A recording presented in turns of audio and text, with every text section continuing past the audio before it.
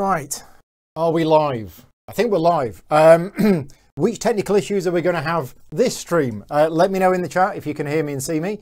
The issue with the chat is the same every stream. I just need to click on a few buttons because it doesn't automatically connect, but hopefully that will connect. There we go. Yeah, we're here. So Leah, let me know if you can hear me and see me okay in the chat. Tonight, it's a bit exciting. I've not done one of these for a while. This is CloudAge, the new game from Alexander Pfister. This is the DLP Games version, published in America by Capstone Games. Nanox Games are on here as well. And as you can see, it's still in shrink.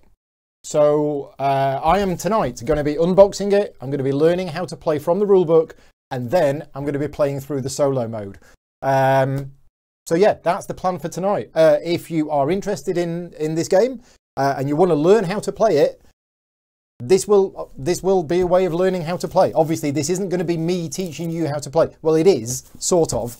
But if you were looking for I'll watch this video and Paul will teach me how to play properly, scripted and all of that lot, no, he's not going to do it. This is not a sponsored video, as it mentioned on the screen at the start.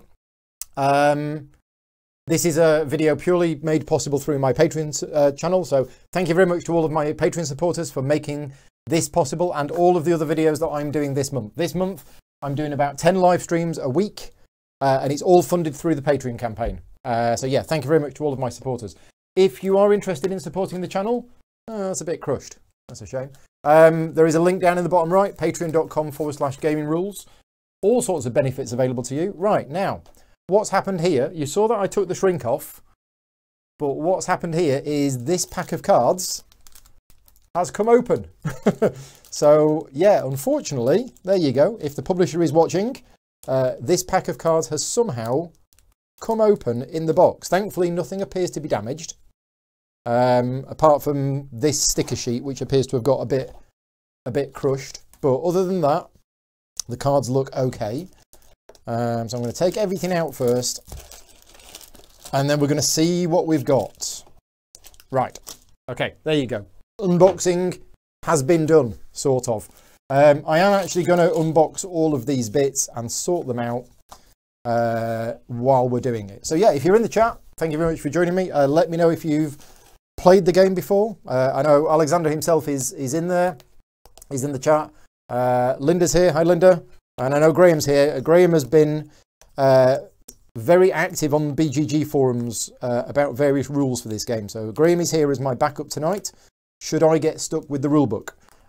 We will see. I mean, I'm a little nervous about doing this because, I have said publicly that I am a big fan of Alexander's games, and he's in the chat, and I am literally going to be learning this game from the rulebook, and I'm not going to hold anything back, okay? This is not a sponsored video. So if I think that the rulebook is not good, you're going to see it. You're going to see it live on camera. And yeah. Some people think I really like criticizing things. I don't. Trust me. It makes me feel uncomfortable, like it would anybody else. But I would say it's my job. It is, but it isn't my job to critique this rulebook. I'm not being paid to provide any feedback on this rulebook whatsoever. I'm doing it, and why am I doing this? There's two reasons why I'm doing this video. And it isn't to look all superior if I find any problems with the rulebook. It is. One, I don't have the time to set this game up and learn it myself in preparation for the live stream, okay? Getting a game out, learning it, playing it enough to be able to then do a live stream of it, if this was a sponsored one, that's like a day's work or 2 days work, right? It's a lot of time and effort that goes into it. I don't have that time and effort. I don't have that time at the moment to do it for something that isn't sponsored. If this was obviously a sponsored stream, and I'm not saying the publisher should have sponsored it, I'm just saying if this was a sponsored stream, I would be doing this in my own time. I would be learning the game, I'd be practicing the game, and I'd be preparing for it. So that's one thing. I don't have time. The second thing is, I'm a big believer that rulebooks need to get better overall. Some are really good. Some rulebooks out there are really good. Some rulebooks out there are really bad. But I am a firm believer that, in general, rulebooks need to get better. And one of the things that I think I'm doing to help, and I might not be, but I think I am, is by highlighting where rulebooks are not good, hopefully the right people will see that, listen to it, and hopefully make improvements next time. This is not an attempt for me to get more work. I do not want more work. I want less work. But yeah, I'm trying to raise awareness of where rulebooks sometimes go wrong in the hope that people will find it useful. That's why I do it. I have my motives behind it are purely to try and make rulebooks better for everybody, because I'm a gamer. I've been a gamer since, you know, forever, and I want rulebooks to be clear. So we are punching things out. This is where I'll suddenly find out, oh, you're not supposed to punch everything out. But I am punching everything out to start with. And this is one thing, I'll tell you what, I don't put this in my rulebooks. I do not put in my rulebooks that I write, before your first game, punch out all of the components, right? I don't put that. I've seen that in other rulebooks, but I don't put it in mine. And I don't know whether I should start putting it in mine or not. Also, just to let you know, obviously I'm concentrating on this and I'm blabbering away. I'm not going to be able to see all of the messages in the chat, okay? The chat looks to be very active, which is great. Thank you very much for joining in. But I'm not going to be able to see anything, except I've just seen it. Do I give any constructive criticism on these sorts of live stream post-play? Do I give any constructive criticism? So, yeah, what I'm going to do is, and I don't know yet, because I haven't even looked at this. I haven't looked at this rulebook. I haven't looked at it online. I haven't watched any videos. I'm going into this raw. If the question is, after this stream, am I going to write an email with constructive criticism points to the publisher? I'm not. And the reason for that is, 1, I don't have time. 2, that's me providing my professional service for free, which I shouldn't do. But also, there's this video. I have sent the link to this video to the publisher, and obviously Alexander's got it. Clay's here as well. Hi, Clay. Thank you for joining in. I'm assuming, Clay, that Capstone didn't have anything to do with this rulebook. I'm assuming that because Capstone games are not mentioned on this rulebook at all. But yeah, so this video is there. And if the publisher, and I'm not talking about you, Clay, if DLP or whoever was involved in the rulebook wants to go and watch this video back to go, oh yeah, Paul had difficulty with this bit, hope that then it's there. Yeah, going back and writing it all up seems like not a good use of my time when it's kind of already been done. Right, well, normally when I'm doing an unboxing, I talk about the quality of the components. Everything is punching out fine. I'm not getting any tears. The card is thick. It's standard thickness. It's not stupid thick. It's not thin. It's standard stock, and it's all good. It's all punching out well with no tears. I'm being a bit careful on the bigger tiles, but the smaller ones are punching out absolutely fine. Right, let's go through the components. So this is the first thing that I require when I'm looking at a rule book, is an itemized components list. One of the things that really bugs me is a list of the components in the game with no pictures, okay? But this is good because we have pictures. So we have 4 double-sided game boards. That'd be these. We have 1 production board. That's this. We have a double-sided city board. That's this. We have a solo board, which we're going to need because we're playing solo tonight. So that's that. We have a start player marker. Now, that's a marker. It looks like a 3D piece.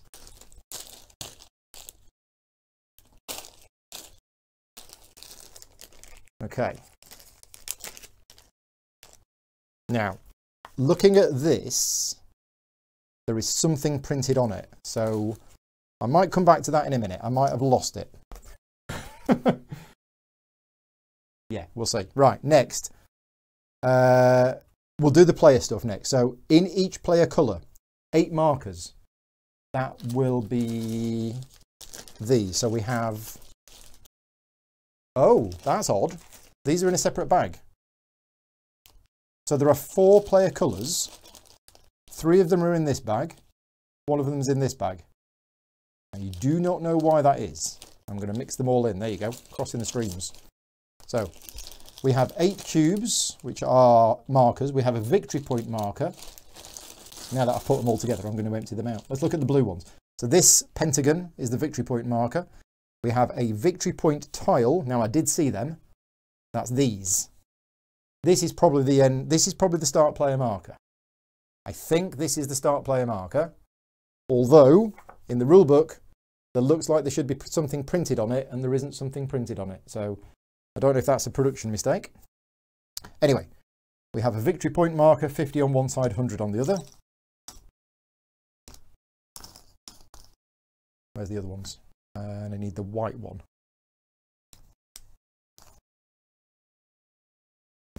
It's somewhere. It'll turn up. Come here. Right. A drone. Now. It's the stickers. Right, okay. Now it doesn't say to put the stickers on. No, but that's where, so the sticker goes on there, and now we have a first player marker. Okay, there we go. Sorted. We have a first player marker. Oh, sorry, a start player marker. Oh, you'll sticker it shortly. Does it say to sticker it shortly?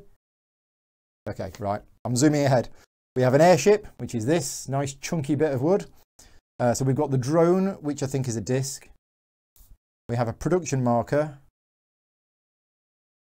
which is another disc. Is it? Let's look at the blue ones. We've got an energy marker, which is the lightning bolt. We have the victory point marker. I have a disc.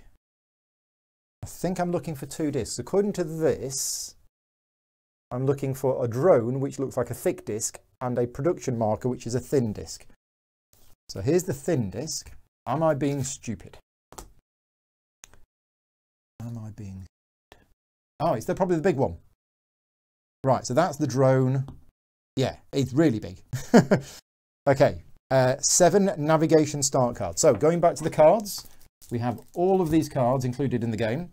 There should be 39 city cards. And again, this is good. What they've done in the rule book here is good. You've got a picture of the front of the cards and of the back of the cards so that you can work out what's what. Right, so I'm going to sort these by their backs. There's a big pile of cards there. They're the project cards. So 79 project cards. Done. Next.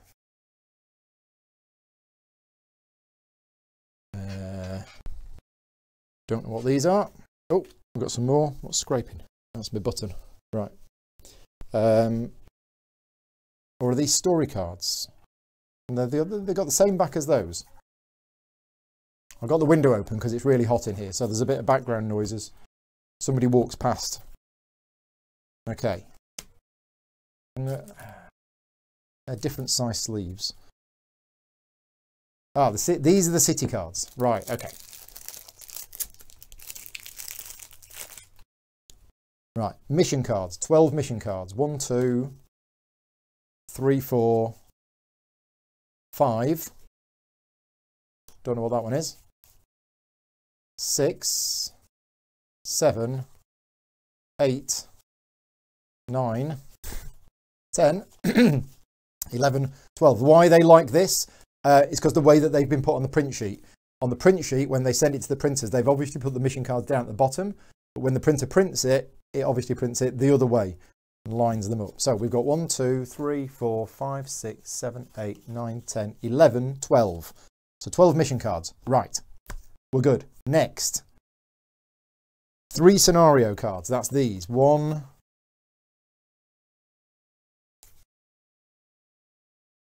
Where are the rest? I think I saw the scenario cards. This looks like campaigny stuff, so I'm going to try and not look at this because it says various chapters and there's stuff written on them. Here we go. Scenario 1, Scenario 2, Scenario 3. Found them. Scenario cards. 38 story cards. That's these. That's about 38, isn't it? Yep. So these are the city cards. 39 city cards. I'm not going to count them. Looks to be more than 39 there. Considering that's 38 story cards and that's 39 city cards. Oh, because there are 7 navigation start cards per player. Let's see if they're colour coded.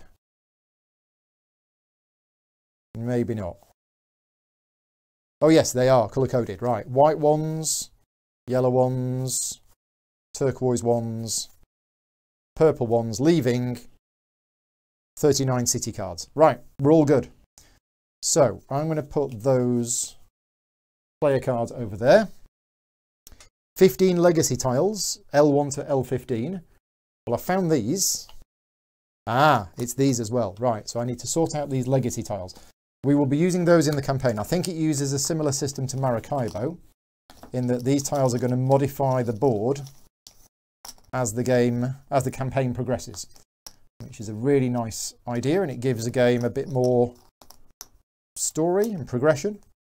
And I know Alexander was telling me that scenario 1 for this game is actually really simple and really easy, and not to judge the game by the first playthrough, because it is designed to be a nice introduction that's quite easy.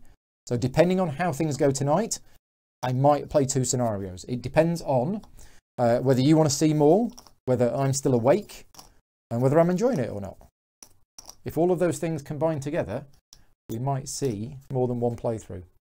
Don't know what that is. So we got L1, 2, 3, missing 4 and 5, 6, 7, 8, 9, 10, 11, 12, 13, 14, 15. Right, missing 2 tiles. Turning them all over. There we go, 4 and 5. Right, okay, so we have 15 legacy tiles. They're going to go over there. 40 new growth tiles, which is got to be these. Now we have different backs for these. There you go. None of these are spoiler content. Ah, yeah, that's a good point. I am going to be playing through a campaign, so you could say that there's going to be spoilers. I don't know. Graham, you've played it, and anybody else who's played it, is the campaign something that's really going to be spoiled? You know, is this like... I don't think this is a narrative heavy game. I think the story through it is... you're not going to have really any spoilers, I don't think. But yes, of course, there is a campaign element, so you could class that as spoilers. 36 water, 12 water tiles, 5 count. Okay, that doesn't read correct English to me. 36 water, comma, 12 water tiles, brackets, 5 count. Yeah, that's not proper English. I think I know what it means. That there are these that represent 1 and that these that represent 5. But that's not worded really that well. Metal, we have some metal wooden bits, and we have these that represent 5 metal. Okay. We have some other things as well. What are these other things? These must be player colour. No? Are these on the...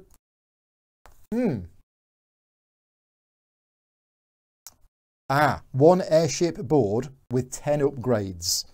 Right. So each player needs 10 upgrades. There's white ones. There's the purple ones. I'm going to play in purple. So there's the purple ones. There's the blue ones. There's the yellow ones. What have we got here? We have 1, 2, 3, 4, 5, 6. 7, 8, 9, 10. Now these are not color coded. So I guess each player has a set of those and each player has a set of those. We'll progress onwards and see how far we get. Chapter 1 has no story. Okay, cool. Airship board. The airship board is split into the following sections. Now, structure-wise, my first comment on the rulebook right now is this is not the right place for this. This is what's called front loading of information, and it's generally considered bad. We currently don't know anything about the game. Okay, we don't know the game structure, we don't know the overview, we don't know how we win, we don't know anything, and it's jumping in to loads of detail about this. And I know it's important, but this is called front loading of information, and it's generally bad. Production and victory point tracker. Again, more front loading of information. More front loading, not great. The before your first game, that should be next. Right, so I'm going to skip ahead. We're going to do the before your first game. We need to stick a cloud sticker carefully on the front and back of all the card sleeves. Oh yeah, there's card sleeves. Yeah, 6 cloud sleeves. So that's these. So we've got 6 sleeves. Now, does it come with any more than 6 sleeves? Because sleeves break. Well, oh, these are matte finish. 1, 2, 3. Right, there's only 6. So good luck with that. If one of them breaks, you're screwed. We need to stick a cloud sticker. That's these. Carefully on the front and back of all card sleeves. Right, we might be here a while. Go and grab a cup of coffee. So this, oh, this is very sticky. This needs to be stuck on the front and back. Oh gosh. I'm a bit nervous about getting this right. Okay, that seems to have gone on okay. 1 down, 11 to go.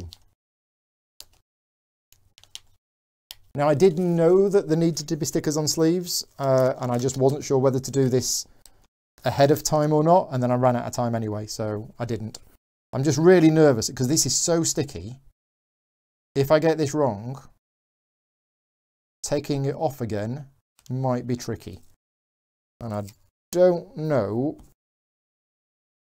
why it has to be like this, but I'm doing it anyway. Right, so there we go. So we're putting, now I've put the black bit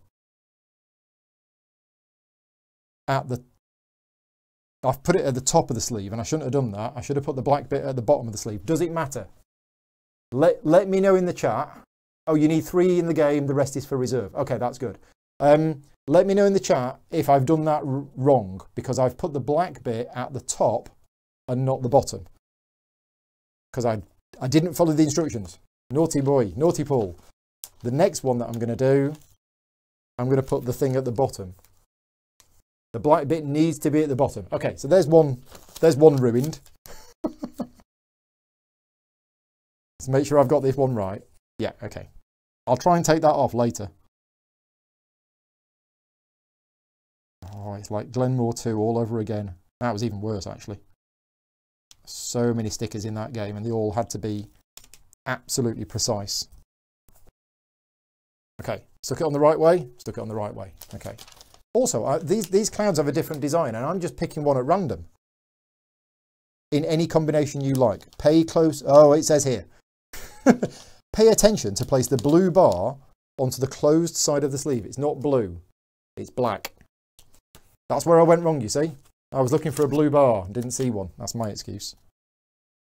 No, that's just me not following the instructions. Going to be one of those nights. There you go. All sticking stickers on. Okay, that one didn't go on quite as nice, but that's all right. There you go. 1 down. 2 to go. Add stickers to the airships, drones and production markers. Also, we suggest using the black stickers for the light and the white stickers for the dark play colours. That's good. Yeah. Okay. But yes, this should be earlier in the rulebook. All of that front loading is bad. And a lot of rulebook writers do it, and a lot of rulebooks do it. And I used to do it. And I've managed to get myself away from it because it is bad. And so many people told me it was bad, and then I realised it was bad. What you're doing is that you're flooding the reader with information that they do not need at that moment in time. They need it at some point, but they don't need it right there and then. And all it does is it forms a barrier to accessibility for the game. Because you get into it and you start reading about stuff and you're like, you know, for hardened gamers, it's okay because we read it and we go, oh yeah, this stuff is going to be important later on. But if you imagine you just bought this game off the shelf and you were brand new to gaming, and before you even know anything about what you're doing, it's telling you all of this stuff that doesn't make any sense. That's where the problem comes. Right, okay, one more to do.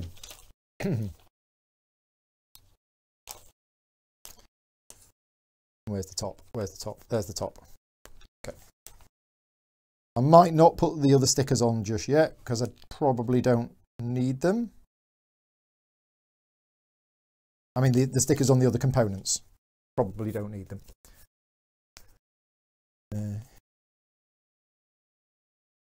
And yes, a lot of rulebooks have front-loading information. So it is a common thing that you see.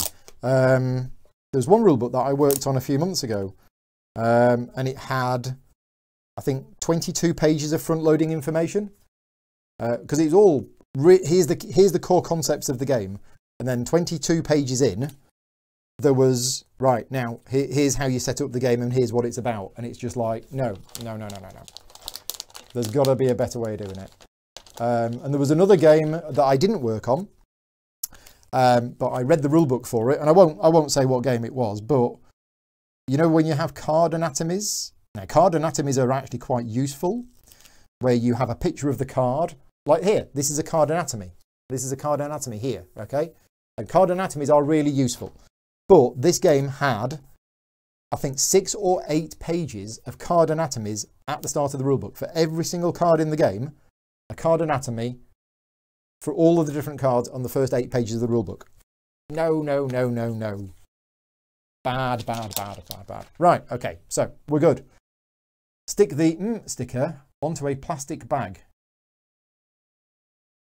Oh, right, okay. We have another sticker. Where is it? Where's my stickers? Here. Okay, so we need to put a sticker. Right, I see. Onto a plastic bag, as in a Ziploc bag. Put all project cards numbered 1 to 8. All right, okay, let's do this. Now, which type of bag? Because I have 2 types of bag.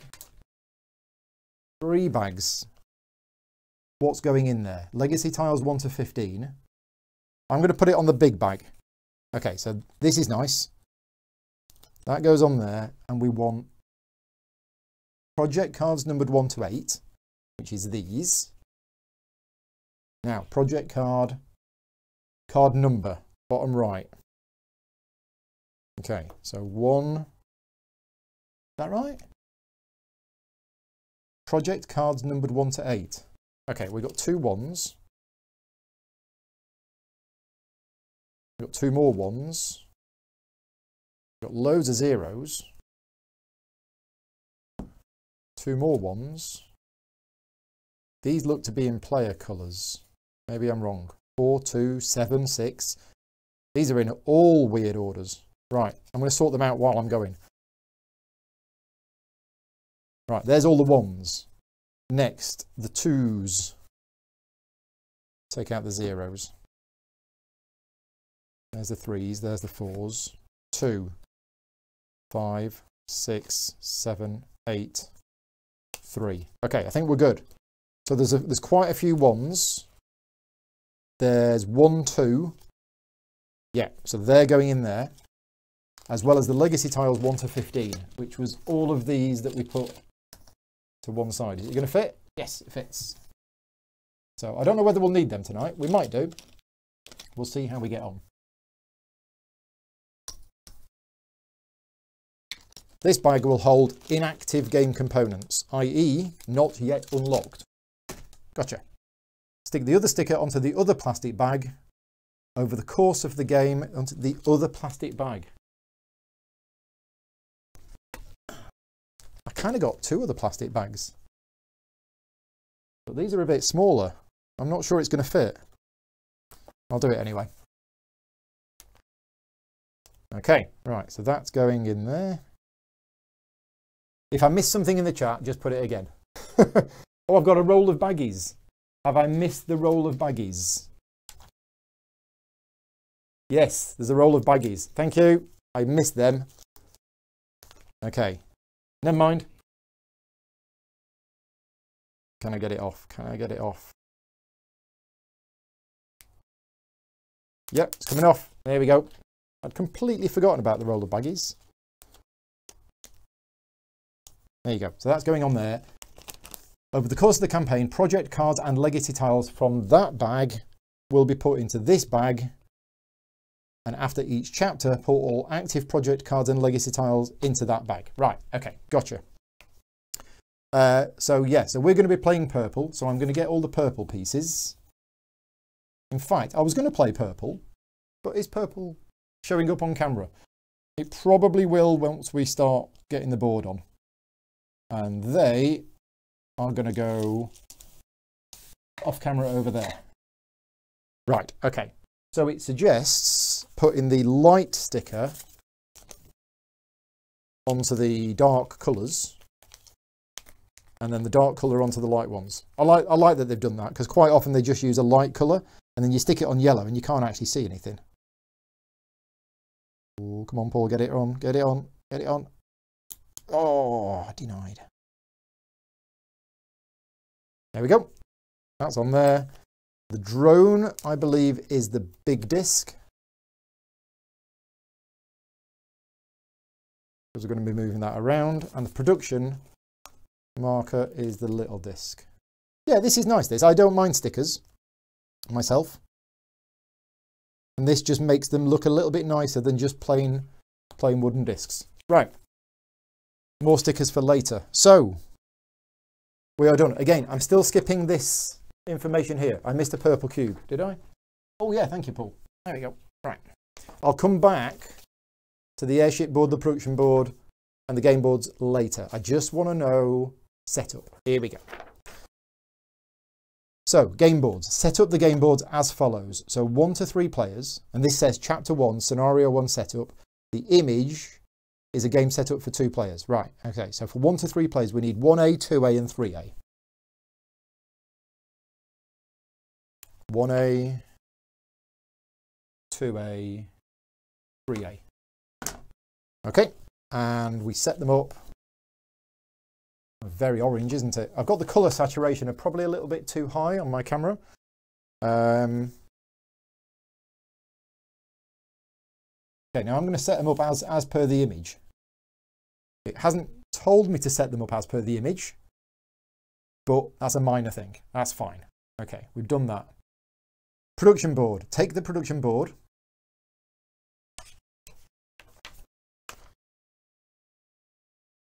Okay, so we've yep, production board is this one. Take the production board.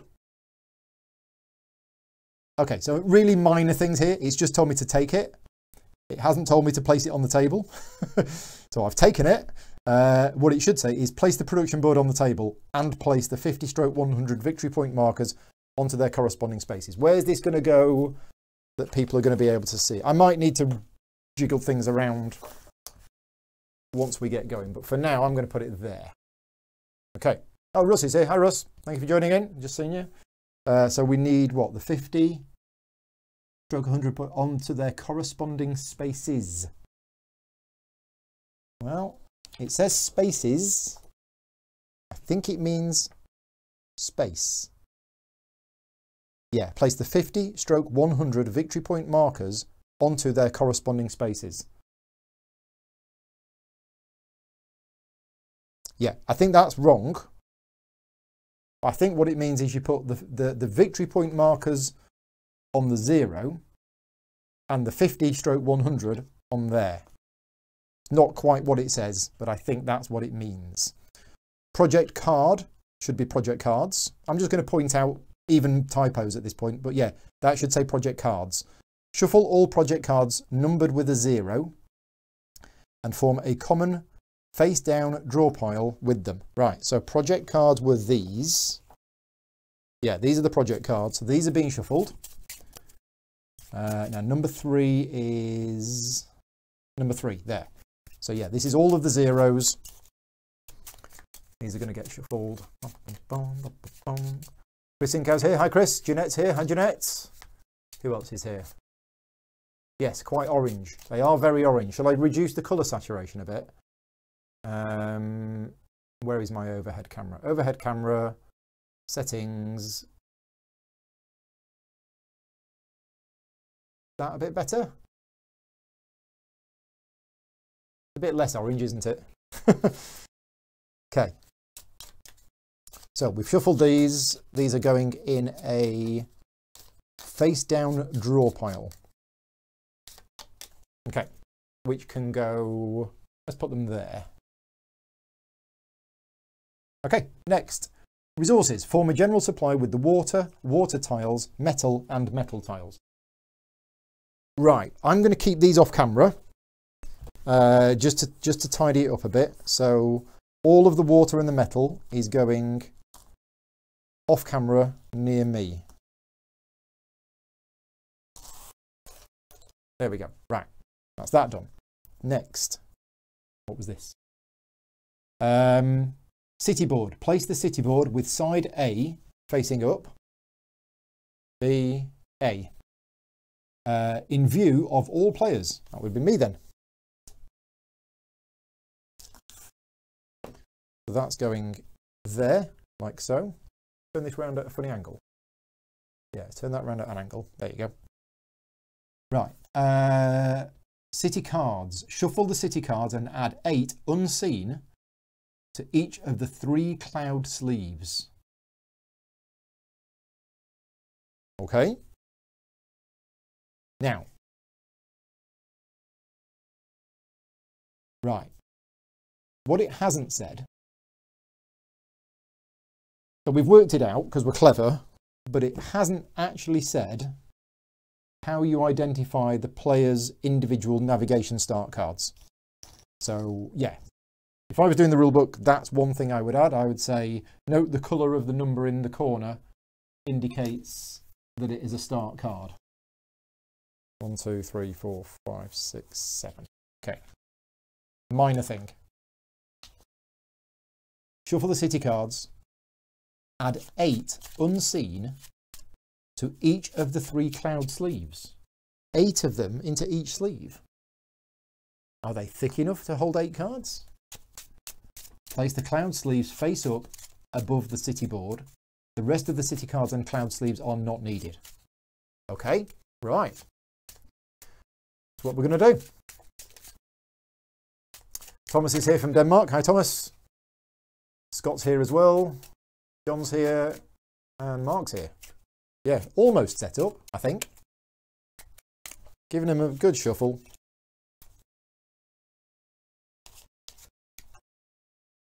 Yeah, and the errors that I'm finding in the rulebook so far, apart from the structural thing, which is that's a me thing, could be a translation issue. You know, because sometimes rulebooks get translated, and the original rulebook is fine, and then in the translation they kind of just miss some bits. Because I'm definitely spotting a few typo-y type things. Right. 2, 3, 3, 3, 4, 4, 4, 5, 5, 5, 6, 6, 6, 7, 7, 7, 8, 8, 8. The remaining city cards don't get used, and these are apparently going into a sleeve. Okay, they fit fine. Right, because the sleeve is actually a lot wider than it needs to be. Well, sorry, it's wider than what it needs to be for 1 card width. So yeah, these are fitting in fine. Right, place the cloud sleeves face up above the city board. The rest of the city cards and cloud sleeves are not needed. Right, okay, so that goes there, and that goes there. So that's interesting. It's a bit weird, isn't it? That is a bit weird. Right, okay, what's next? 6, 7, airship board. Each player chooses an airship board. Are they not colour coded? Okay, yeah, so I'm going to have the purple one. And places it face up in front of themselves. So we're going to have to move this all off camera. Is it going to fit? Oh, it's not quite going to fit because of the upgrades. It just means I'm going to have to zoom out a little bit. There we go. And shuffle everything along. There we go. We've got everything on there. Are the blobs on the sleeves like a fog of war? I don't know. We'll find out in a minute. I think so. It looks quite cool though. I like it. And I like the fact that there's a shadow on there as well. I don't know if you can see that on the camera. Yeah, you can. There's an actual shadow on there. Right, place the 7 upgrades as shown onto their assigned spaces. You won't need the other 3 upgrades in this game. Okay. So I don't need the right hand upgrades. Oh no, it said A side up. Is that B side? There you go. A side up. Where's the B? Doesn't say. Anyway, A side up. So I need upgrades on the left. I'm going to have to bring this closer because my eyesight isn't that good. Yeah, I still can't quite see them. Right, they're quite hard to see. So I'm not exactly sure. Yeah, that's too small. That's really small. Now, there was a bit we missed, which was this. Okay, so that has them a little bit bigger. There's a 2, a 6, and an 8. Yeah, I would have liked, and there is space to do it in the rule book, I would have liked a zoomed in image of that. Because I'm finding it difficult to see them. But we have a 2, we have a 6, we have an 8. And what other upgrades do we need? Place the 7 upgrades as shown. Oh, it's the ones at the top. Right, so that's my colour-coded ones. And I think I've lost one. Yeah, I've lost one. I've got 3. Oh, there it is. Now, where do these go? Again, struggling to see them. 2, 3, 4, and 8. They are combat upgrades. 2, 3, 4, and 8. Okay, that's quite cool. I like that. Leave some room below the board for the project cards that you will build and lay out over the course of the game. I like it when it does that. I like it when it tells me where I'm going to put stuff. So yeah, that's good. Right. Airship, drones, and markers. Give each player the components that match their colour. Okay, minor thing. Should just say the colour of their chosen airship. Placing them as follows. 1 airship on the start space. So the airship goes on the start space, which is here. I'm going to lie it down because of the overhead camera. 1 drone next to the city board. Drone, city board. So this is the city board. Okay, so that's going on there. 1 energy marker on 2 energy. That's there. A victory point marker on space 0. Ah, right. So now we put the victory point marker on space 0. Right. And a production marker on space 0 of, it should say the production track. It's got to be the production track. Where's the production track in the image? Space 0. Okay, that's there. That's a bit, yeah. Okay. So yeah, another minor point in the rulebook, but I would say the bit where it told us to place the production board. Step 2, that should just be place the production board next to the board. Placing the 50/100 point markers in step 2 before players have chosen their colour. No, that shouldn't be there. That shouldn't be there at all. That placing this token should be down here with that token. Again, only minor stuff. With 1 to 3 players, place 7 markers from left to right on the round track. And with 4 players, place 6 markers from right to left on the round track. Okay, round track. What was the round track? Where is the round track?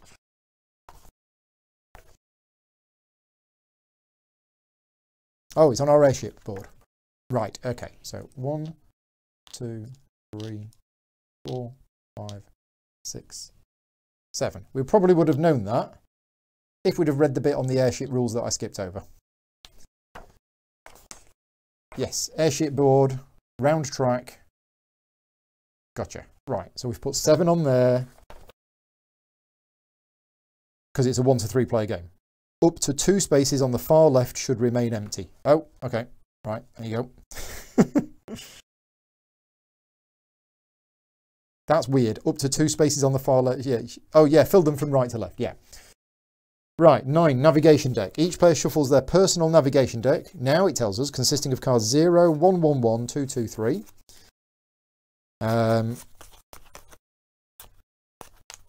Leave a little space next to this deck for discards. Right, where's this going to go? Where is this going to go? Because we need spaces here. Yeah, I'm not sure where my deck's going to go. I might put my deck up there. There's going to be my deck. Okay.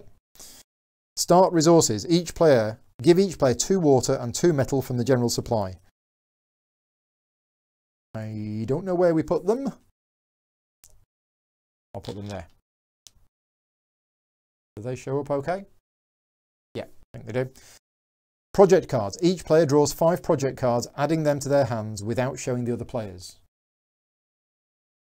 That would be these then. 1, 2, 3, 4, 5. I'm not going to show them to the other players. I will show them to you on camera. Now, I don't have... Do I have another camera thing set up? I do. I've got another camera thing set up. So these are the project cards I've drawn. These don't make any sense to me whatsoever as yet, but they are the ones that I have drawn. Okay, so they're going to go there. In fact, I'll put them here. They're slightly off camera, but they are in front of me. The last player to buy a plant is the start player. Interesting. What are these ones? Wait a minute. Wait a minute.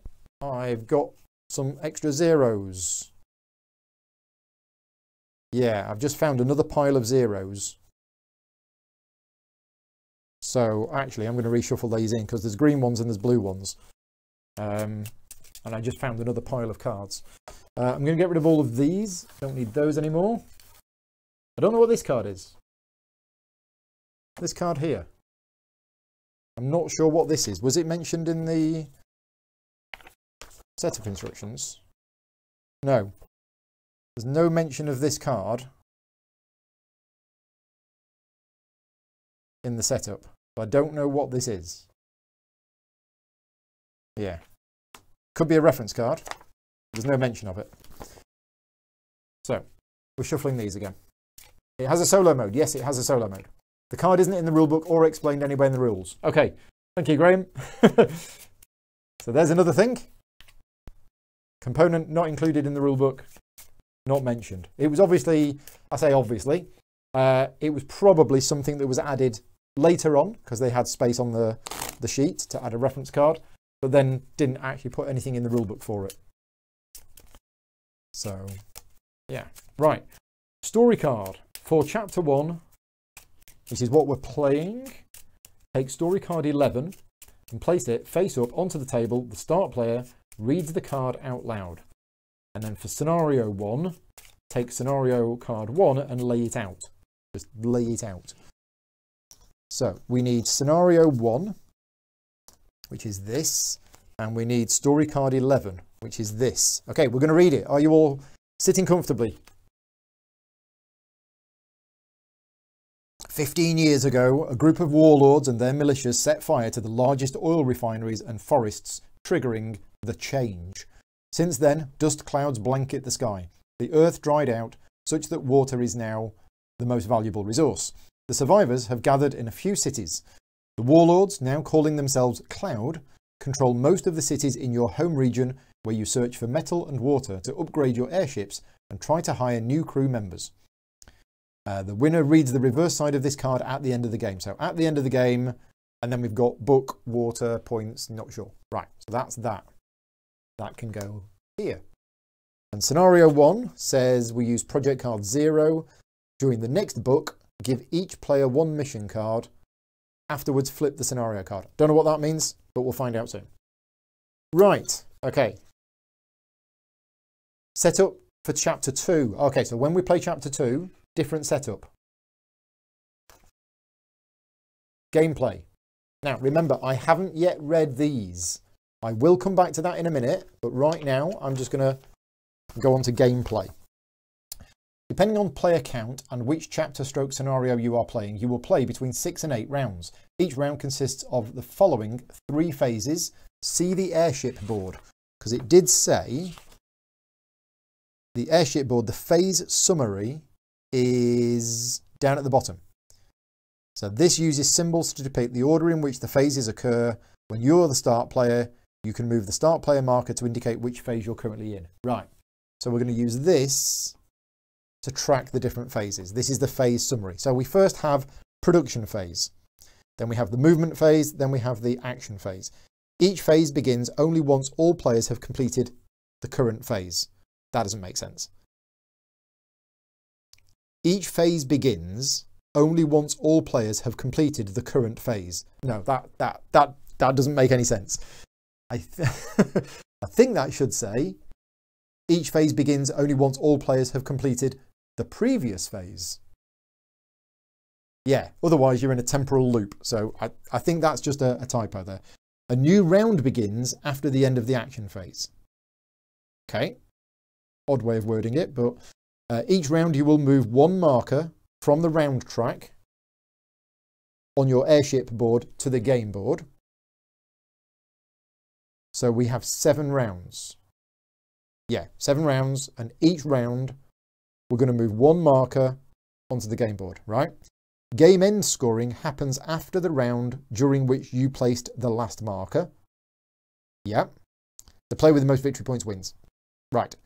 All costs are shown with red numbers and rewards with black. So on the player board, I can see red numbers. There's red numbers on here, and the black number is a reward.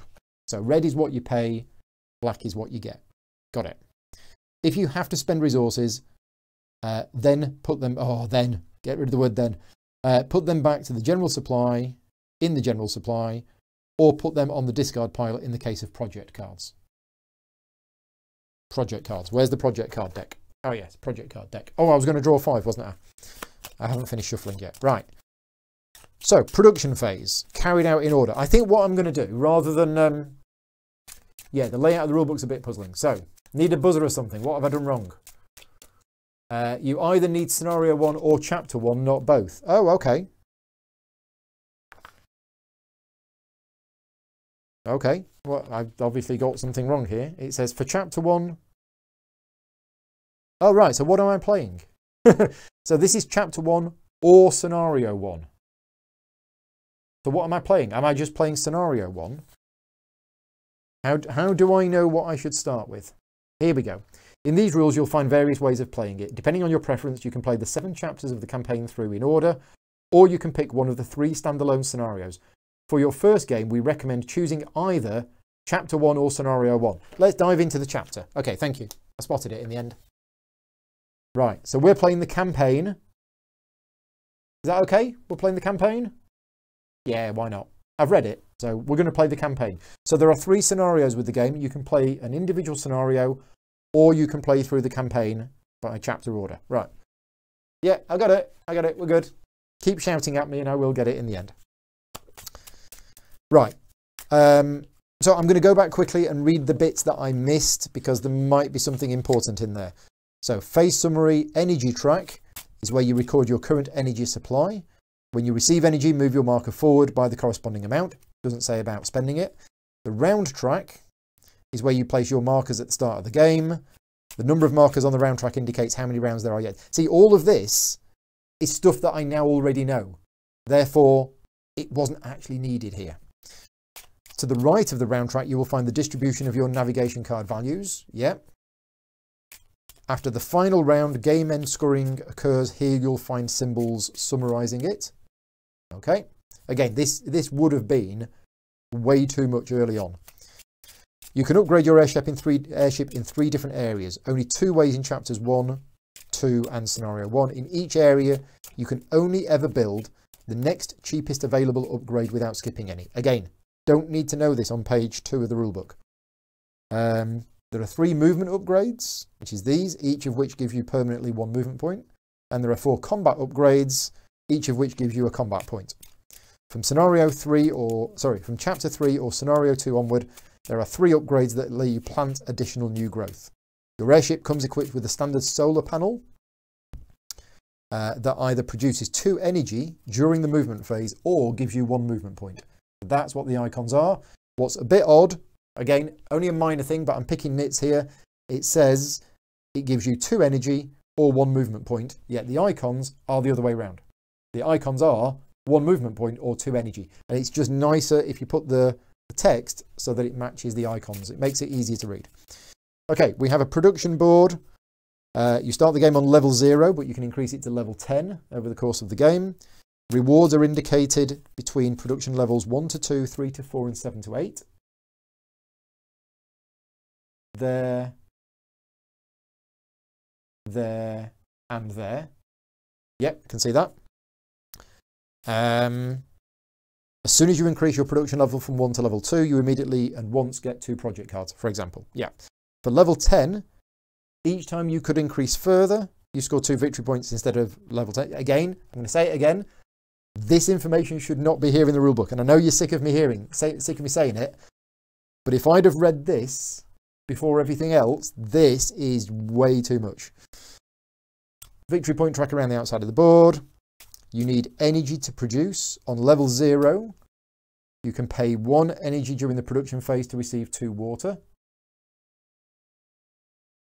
At higher levels, you'll be able to produce both water and victory points. Okay, yeah, I can see that. The game boards. There are 4 double-sided game boards. Each game board is made up of multiple hex spaces. Cities covered by clouds span 1 or more spaces. Okay, yep. Each hex space with at least a part of a city is called a city space.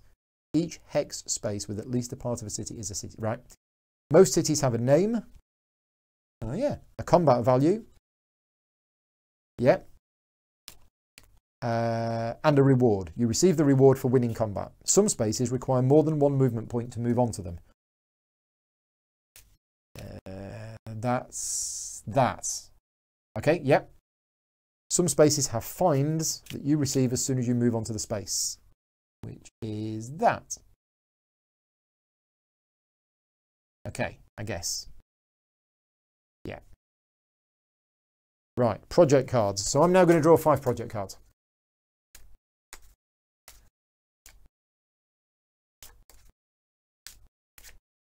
Yeah, Johan is making a point. Say you have no problems with the rulebook. It depends how fussy you are. You know, my job is to write and edit rulebooks, so I am the fussiest person I know when it comes to rulebooks. There's also a difference between you know, reading it and going, well, I know it's wrong. I know it's bad English, or the grammar's wrong, or it's actually using the wrong names, but I know what it means, so I'm just going to move on. And 15 years ago, when I was just a gamer, that's what I did. You know, I didn't care that the rulebook wasn't great because I understood what it meant, so I just moved on. Now, you know, my job is to look at everything with a critical eye and to try and improve rulebooks in general for the industry. So, yeah, 1, 2, 3, 4, 5. But yes, I know I'm being very, very fussy and I'm being very, very picky, but that's what I do. Right, so we have some new cards and we have an anatomy. So if there's a lightning bolt, it means it's an instant effect. The cost to play is in the top left. This means you immediately advance your production marker. This is a card effect. Victory points at the end of the game in the bottom left. The card name is on the left-hand side. Description is down at the bottom. And the project number is on the right. Okay, there we go. So we've got a card anatomy. We are now good. We're going to now start playing, okay? Johanna has received Kanban EV. Yeah, Kanban EV. Good luck with that. Tough game. Rulebook's okay there, I hope. Right, so we're going to start playing and we're going to jump in and we're going to start playing with the production phase. So now we do this, which is the book. Give the start player marker to the next player in clockwise direction. Oh, we've got solo rules. Now, that's the other thing. It hasn't told me if I'm playing solo that I need to do something else. And I assume I do, because there is this. So it should have said earlier on, solo game. Yeah, it should have said earlier on, if you are playing solo, please refer to the rules on page 14. You can also play the scenarios or campaign solo. Set up the game as if for 2 players. Ignore the start player and the second player's game components. Though. Yeah, doesn't need the word though. Then take the solo board and place 8 markers in an unused colour. Let's go with yellow. 5, 6, 7, 8. Where's the solo board going to go? Let's get those off camera. We can sort of go there, can't it? Yeah, we've got space here. Shuffle that along a bit. Solo board's going to go there. So we have 8 markers on the indicated spaces. Oh, it's supposed to go the other way. Oh, right. Right, okay. Let's go back. It's going here. Right. So these are going along the top. Now that's yellow on yellow. Can you see that? Yeah, you can see that. It's fine. There we go. Then take the solo board and place, yeah. When playing chapter 1 or scenario 1, place only 7 cubes. Leftmost space remains empty. Gameplay. Carry out the production and movement phases the same as for a 2 to 4 player game. The solo game action phase consists of 2 actions. Right, we'll come back to that in a second.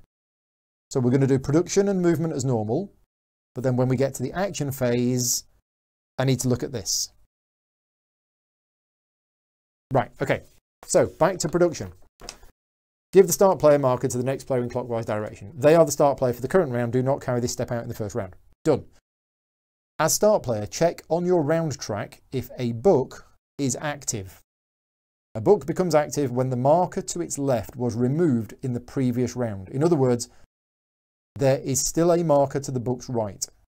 If this is the case, then all players may carry out any book actions shown on the story or scenario card. Right, okay. So we're not at a book yet, but we're going to remove that cube this round, that cube next round, and then there will be a book phase. Okay. How many players? It's 1 to 4. And it's 1 today, because it's just me.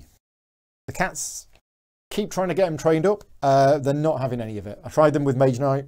Loki wasn't interested in Mage Knight whatsoever. Thor ate one of the pieces, which kind of counts. Not really. Right.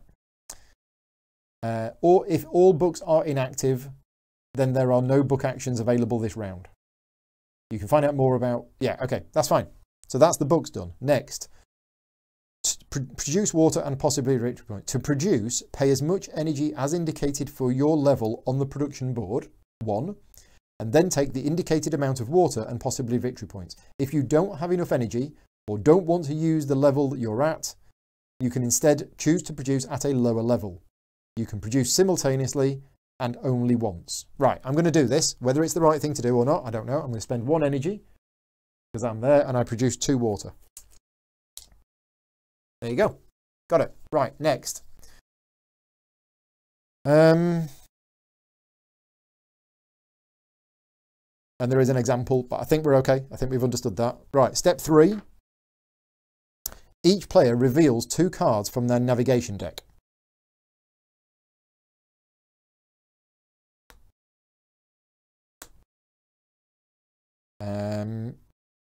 For the lower value card, 0, you immediately receive either energy or project cards in the amount indicated, 0. You may not choose some of each. Right, okay. Add the lower value card to your personal navigation discard pile. Yeah. Which is there. Is that still on camera? Sort of. And then place the higher value card on top of it. Okay. The value of the higher value card will be needed during the movement phase. Right. Important. When you need to draw a new card from your personal navigation deck and the deck is exhausted, do the following. Exhausted should say empty. Empty. Exhausted is more of a game term.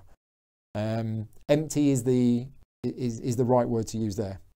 Shuffle your navigation discard pile and place it face down as a new navigation deck. Do not shuffle the cards just drawn. Then continue drawing if necessary. Yeah, okay. So that was that. Next. What's this? Oh yeah, lower card. Energy, discard, higher card goes forward to there. Right, okay. The iconography there is pretty good, I think. Movement phase. Turn order, starting with the start player, me. You move your airships around the board. Airships? Okay, yeah, it's talking about the players. Collect finds, mark your route with your markers, and fight against the cloud militias. Awesome. On your turn, move your airship on the game board. Your available movement points are the sum of the following. The value on top of the card on your navigation discard pile, +1 movement point from your solar panel, optional, +1 movement point per upgrade on your airship board, and plus any movement points provided by project cards that you have played. So 1, unless I decide to use my solar panel. Move your airship from space to space, paying the required movement points. Depending on the type, moving onto a space costs between 1 and 3 movement points. You don't need to use all of your movement points when moving, and you are even allowed not to move at all. If you move onto a space with a find, okay, well, if we go 1, we're not going to get anywhere, are we? Well, we're not going to get onto a find. So do we want to use the movement point, or do we want 2 energy? That is the good question. If you don't use the movement point, immediately receive 2 energy. At the end of your movement, your airship must be on a city space. Oh, right. Ah, so you've literally got to go from one city space to another. Any space with at least part of a city counts as a city space. Additional rules: you can move through a space containing another airship. You may not end your movement on a space containing another airship. You can move in any direction, change direction. And you can only get the reward from a find once per turn. Right, okay, so what I'm going to do is I'm just going to move 1. I'm going to move to there, which means I didn't use the solar panel, so I get 2 energy. Okay? Next, cloud militias threaten the cities. It's up to you to fight them. Rawr. The first time you visit a city, i.e. no markers of your colour are located there, you have the following option. Fight the resident cloud militia to receive the city's reward. Oh, okay. The following option is either do it or not. To win combat, you must have a combat value equal to or higher than the city's combat value. 1. I don't think I've got a combat value.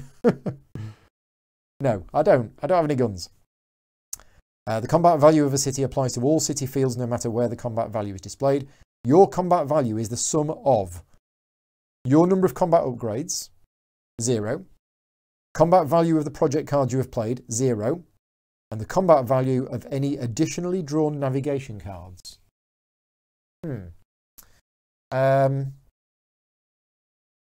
Right. To increase your combat value, you may draw cards from your navigation deck. Okay, here we go. The first card costs 1 energy. You pay the cost, you reveal the card, and add the card to a separate combat area. You can draw as many additional cards as you like.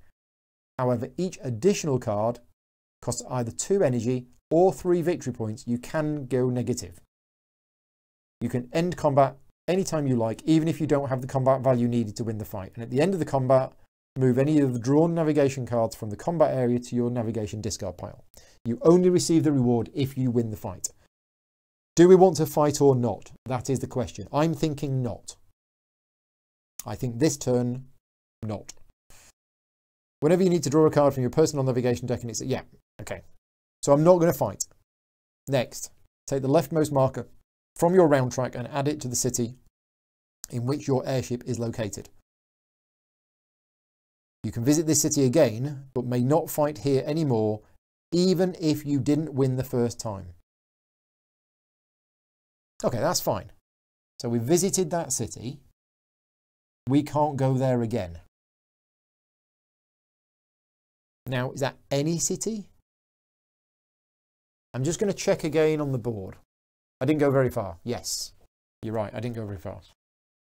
City board. Let me just check definition of a city again. Each hex space with at least a part of a city is a city space. So I don't think I can go back to that city at all. No. Oh, I can visit it again, but I can't fight there anymore. Okay. Whenever you reveal a reward on your round track by removing a marker. What? Take the leftmost marker from your round track and add it. Okay, there's nothing printed on here, but I guess there will be on the other side. Yeah, okay. So on the other side, the round track probably has icons. So there we go. Action phase. Now remember, the solo mode, something is going to happen in the action phase. So this is played in turn order, starting with the start player, which is me. On your turn in this phase, you become the active player and choose one of the city actions. Okay. City board A, which is what we're playing on. I either collect resources or build. If it was city board B, it would be either collect resources or plant. Each city action also includes an action for the other players, brackets inactive players. The phase ends once all players have chosen a city action as the active player exactly once. So my options are collect resources. Choose one of the 3 city sectors, 1, 2 or 3. Place your drone onto one resource space in this sector. Then all other players in turn order place their drones onto still empty resource spaces in the same sector. Your fellow players cannot choose a different sector, and so we'll have fewer and fewer resource spaces. Right, okay. Remove the corresponding top card from the cloud sleeve and add it to your navigation discard pile. So you're adding these cards into your discard pile depending on which sector you go to. So that's obviously the better one, because it's got number 3, although there's something else here. Oh, the chat's just broken. Bear with us a minute, I'll get the chat back. There you go, chat is back. Yeah. Right, so each city card has a navigation value and 4 resource regions: energy, metal, water, and an inhabited region. Okay. The region with the largest area always provides 3 resources. The second largest always 2, and the 2 smallest always 1. Okay. The region, yeah, that doesn't make much sense to me at the moment. Finally, immediately receive any one-time new growth bonus as indicated. That's in the top right. Okay. So I think they always add up to, oh no, that's 2 with 3. That's 3 with 1. And that's 2 with 3. Okay. Finally, each player in turn order receives as many resources of their chosen type as indicated by the city card and potentially carries out a bonus action. Return all drones to the loading dock. Hang on. So I don't really know. So I'm going to choose metal. I'm going to go there. I'm going to choose metal. See if I've got this right. Place your drone onto a resource space in this sector. Then all of the players in turn order, there isn't any. If there were, they'd place them on the other spaces, right? Then remove the corresponding top card from the cloud sleeve and add it to your navigation discard pile. This becomes part of our deck. Oh, right, it's covered up the bit in the middle. Right, that's what we didn't see, the bit in the middle. Okay, that's cool. Immediately receive any one-time new growth bonus indicated. 1. We'll come back to that in a minute. And then finally, each player in turn order receives as many resources of their chosen type as indicated by the city card. Oh, that's this. Is that this? Yes, there's an example.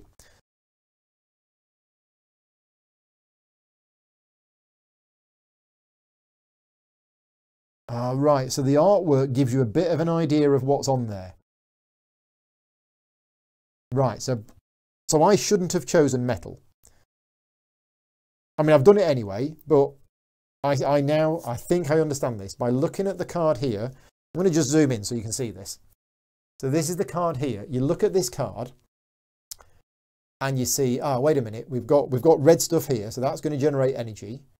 We've got a bit of the brown stuff here, and I can't really see anything else. So you don't know exactly what's in the middle of the card. So you're taking a bit of a gamble. Now, I chose to go for metal, even though I couldn't see any metal on here.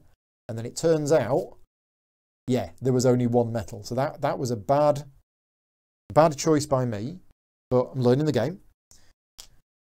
That's interesting. That's interesting. Interesting mechanism. Is there a wrench on there? There is a wrench. Immediately receive either 1 resource of your choice or build 1 upgrade for the normal cost. So there's other stuff on here as well. The middle of the card indicates how many resources you gain from each region. Additionally, each city card has navigation upgrade and wrench bonus actions. So that's on every card. Located in different regions along the city's railway track. Players who placed drones in regions with available bonus actions must carry... Oh, right, okay. So that's in that region. Oh, it's on there as well. Yeah, so I chose to have metal, which means I don't get any of the bonus actions. Okay, got it. You always have 1 spanner and 1 ditch card on the railway tracks. Yes, Yeah, I see that, but I don't get it because I chose metal. Yeah, so I don't get the bonuses. I think that's how it is.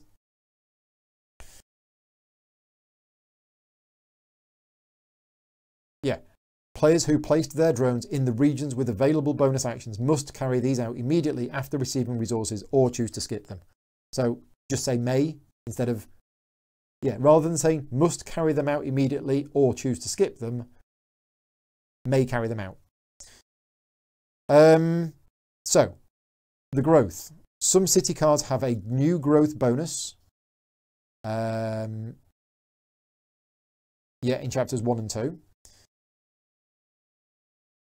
And what do I do with it? Some city cards have a new growth bonus in chapters 1 and 2, as well as in scenario 1. Take water, either 1 or 3 as indicated, instead of new growth. Oh, so I get 1 water. Right, okay, so the growth is actually for when we're playing later chapters. Yeah, just a bit oddly worded there. Right, okay, now we need to go to the solo rules to see what the other player was doing. Solo game, here we go. Solo board action.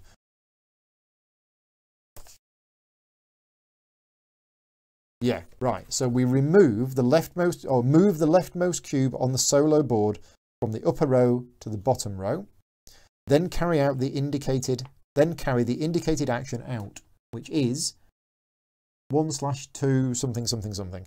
You may collect resources in either sector 1 or 2.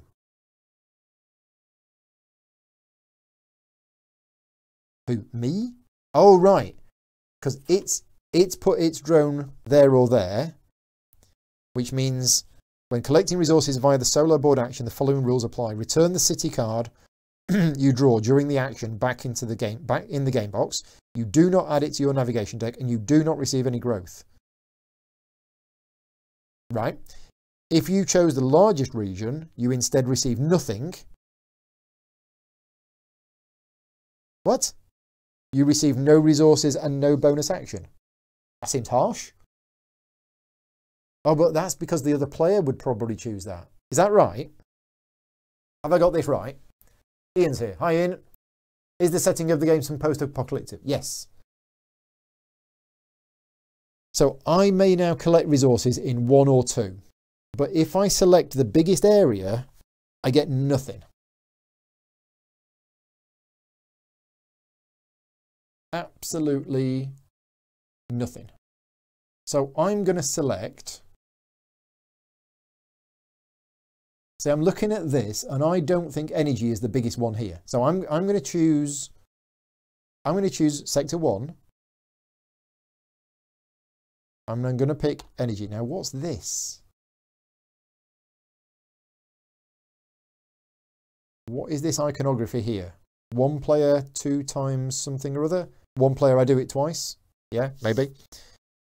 Okay. So, return the city card you draw. This is really cool. I like this bit. Yeah, so this one goes to the box. I didn't choose the largest region, so I get 1 energy. I think that's right. City board action, choose a space on the city board and place your drone on it. Carry out the action according to the usual rules. Ignore the actions for other players. What's that? I don't know what that is. Right, there's a bit in the rule book. I'm getting that right. You're doing the player turns in the wrong order, though. Solo board is before mine. Right, okay. So, yeah, apologies. I don't think it's made any difference.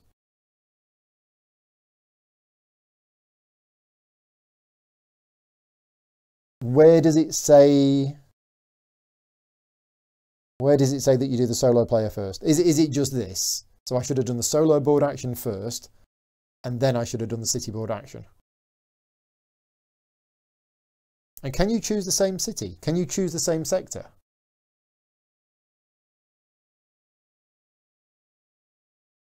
Because everybody puts their drones on in the action phase, and then you receive the resources and you do all of the stuff, and then you return the drones to the loading dock, and then you choose another sector. So theoretically, multiple players could choose the same sector, I think. Did I get any kind of bonus from that? I don't think I did. No, I didn't get any bonus from it.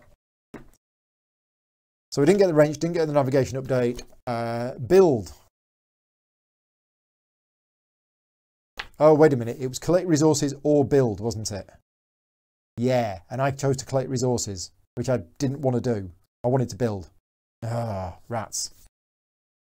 Never mind. So where's build?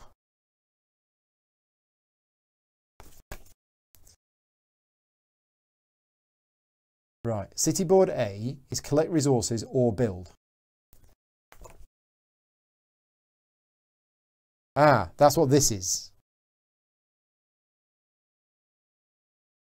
Right, okay. So as the active player, place your... Oh, so that doesn't go there. Oh, it goes here. Oh, I see. There's now a... Yeah, there's little indentations here. I missed that. Solo rules will make sense if you finish reading the normal rules. Right, okay. Right, so we didn't build, so we're going to skip that, and we're not playing chapter 3 onwards, so we're skipping the plant growth rules. Right, I think we're good. And we're not doing new growth, so this is a whole thing that will happen later on. So we can skip that bit of the rules as well. Story cards and scenario cards, we're waiting until a book gets revealed.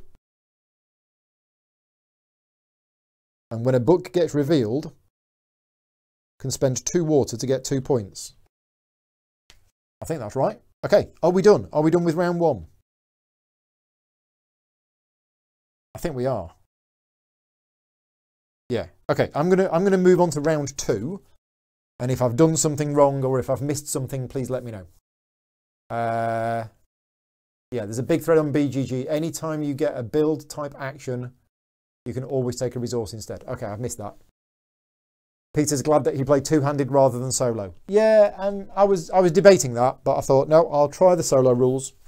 But yeah, I possibly should have played two-handed first. But anyway, we're there. We're on to round 2, assuming I haven't missed anything. Book. It isn't a book action. Production. Do I want to spend 1 energy for 2 water? I do. How do I increase this? I don't know how I increase that. Spend 1 energy, get 2 water. Next. Reveal 2 cards. It's going to flow a lot quicker now. We are an hour and a half in and we've played 1 round, but I've learned how to play the game. We have 2 wands. So the first one means I get 1 energy, and the second one is going to determine my movement points. I think that's what that icon there says.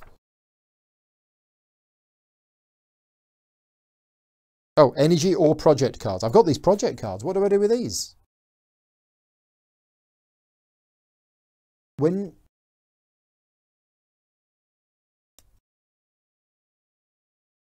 do you play project cards? Let me just have a look. Have I missed something about playing project cards, or is that building? Oh, that's building. Yeah, so when you build, you do 2 build actions. And a build action is either upgrading your airship or playing a project card. Okay, right. So we'll do that next time. We'll build next time. How long is the game and who wins? I don't know. I mean, the game should be probably, once you know how to play, 30 minutes. 30 to 40 minutes, I think. Not a long game at all. It actually says 60 to 100 on the box. Okay, so 1 hour max, I would have thought, for a solo game. Who wins? I don't know. We'll find out in a minute. I've currently got no victory points. Right, so we're on round 2. We've done that. We've done that. I'm now moving. And again, I'm moving 1. But I could choose to increase that. Yeah, I wanted to build to get the... Now, what's in my deck? Oh, the 0's gone. Ah, I've just noticed the distribution of cards. Right, okay.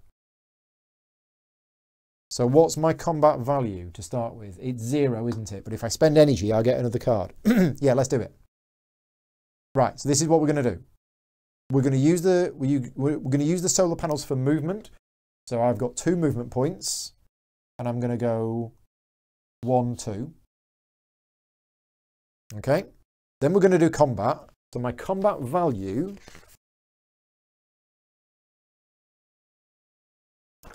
is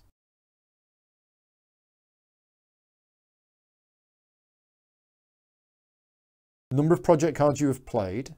Sorry, the combat value of the project cards I've played, the number of combat upgrades. Right, my combat value is 0, but I am going to spend 1 energy to reveal this. And I know this isn't a 0.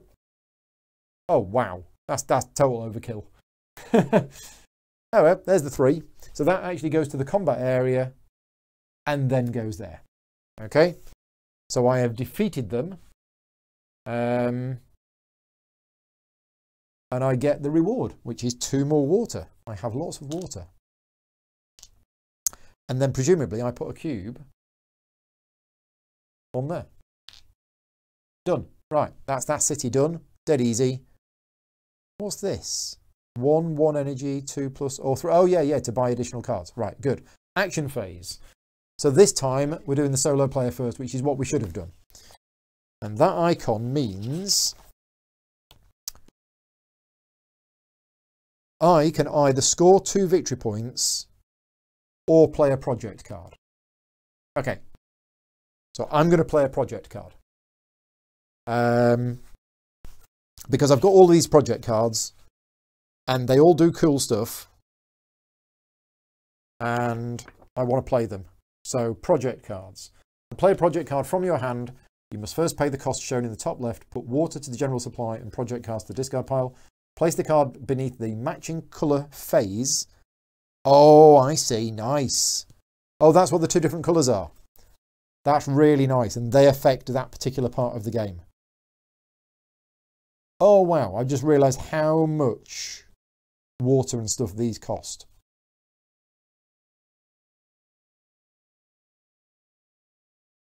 Okay, right. So I'm going to play this card here. This is a solar panel card. It costs me 4 water.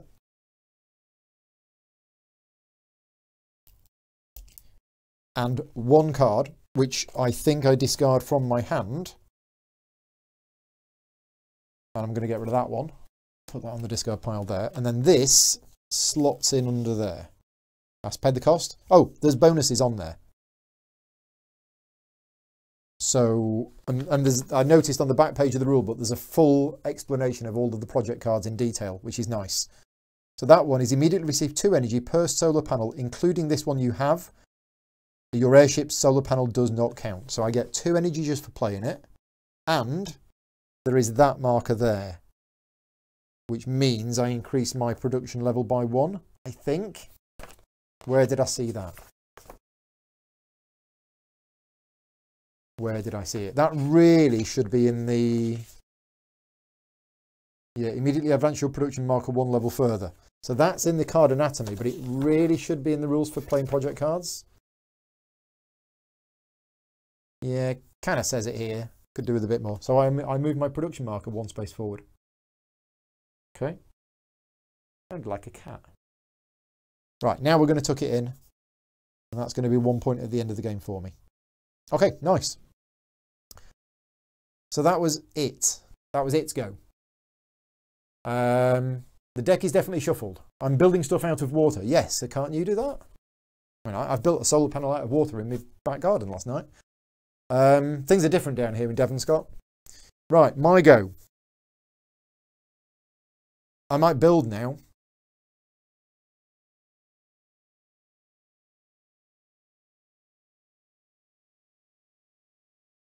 Yeah, I'm going to build. Okay. So as a build action, you build an upgrade for your airship or play a project card from your hand. Place your drone onto the build space. I've got 2 build actions, and then afterwards the other players each carry out 1. Choose an upgrade type. Pay the cost. Depending on the upgrade you choose, either have, yeah, it says immediately. Yeah, not really immediately, is it? For upgrading the last tile, you also get an immediate bonus of 5 water. Okay, yeah, see that? And at the end of the game, you'll get points. Right, so I'm going to pay...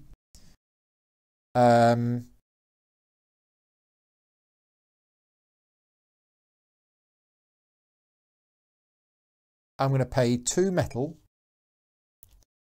to upgrade this. Okay. And then I'm going to pay 3 water and a project card to play this, which basically increases my combat points by 1. So I've got an EMP blaster. I've only got 1 card in hand now. It's all the tin in the water down here. Yes. So yeah, water is a currency, Alexander is saying. Yeah. So you're not building stuff with water. You're spending the water to do other stuff. Right, I think that's it. I think that's the end of the round. This is a half-hour game once you know what you're doing. This is going to fly by. We have a book action, and I do have this. So I can spend 2 water to get 2 points, which I will do. I'll spend 2 water. Yay, I've got some points. Oh, you put them around the edge. Ah, nice. I've just noticed that. That's why it's got teeth in this project board. It's so that the markers actually fit into the edge. That's a nice touch. We like that. That drone should have come off. Right, so we've done the book thing. Production. Do I want to spend 1 energy to get 3 water? Hell yeah. 1 energy for 3 water. Next, reveal 2 cards. So these are both 2s, as we know. Okay, so I get 2 energy or 2 cards. I'm going to take 2 cards. Okay, I've drawn 2 more EMP blasters. Couldn't hide cards under the player boards. It does say at the bottom. So although I've hidden the nice icon, it does actually say at the bottom in text what it does. So I can still read what it does. Yeah. Right, so I did that. I now have 2 movement points. And I've got some combat-y stuff as well. Yeah, I've got 2 movement points and I have one natural combat ability. No, I have 2. I have 2 combat abilities, 1 for that and 1 for this. So I'm just going to spend my 2 movement points, which means I gain 2 energy because I'm not using the solar panel, to move onto here. And then I'm going to fight using my 2 combat points to get 3 water. 1, 2, 3. I'm going to put a cube on there. Done. Yeah, we're flying by now. Actions. Or tuck them upside down. I could do. But then I wouldn't see that. Oh, in fact, that isn't immediately. Yeah, so that isn't an ongoing effect. That was just an immediate one-off. Yeah, you're right. So that actually doesn't have any effect anymore. So what's that one? I think I know what that icon is.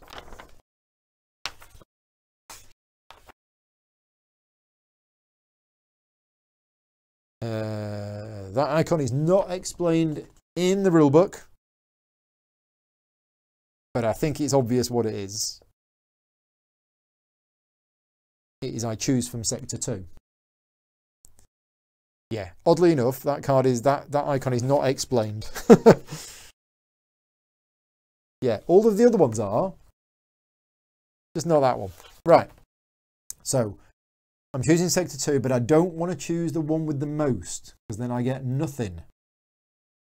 So I'm going to choose metal again. This gets discarded. Aha, now I get 2 metal and a wrench. Nice. So we're going to have a look at what the wrench means, because we haven't had that before.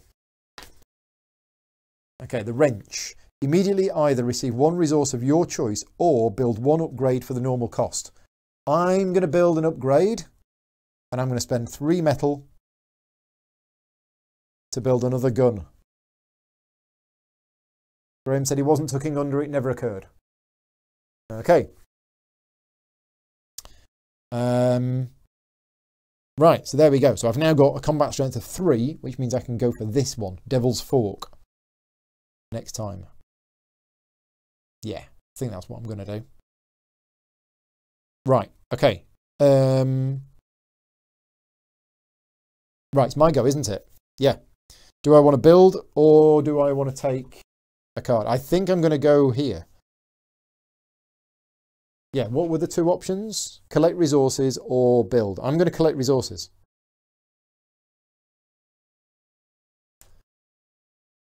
Do we want to put another 3 in the deck? I think I'm happy with a 2. Yeah, I think I'm going to put a 2 card in the deck, and I'm going to go for... Now, at this point, if I choose the one with the biggest, that's fine.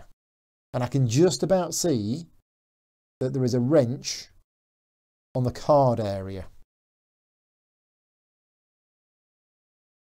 What did the wrench do? Oh yeah, build an upgrade. Yeah, okay. So, energy is looking okay at 5.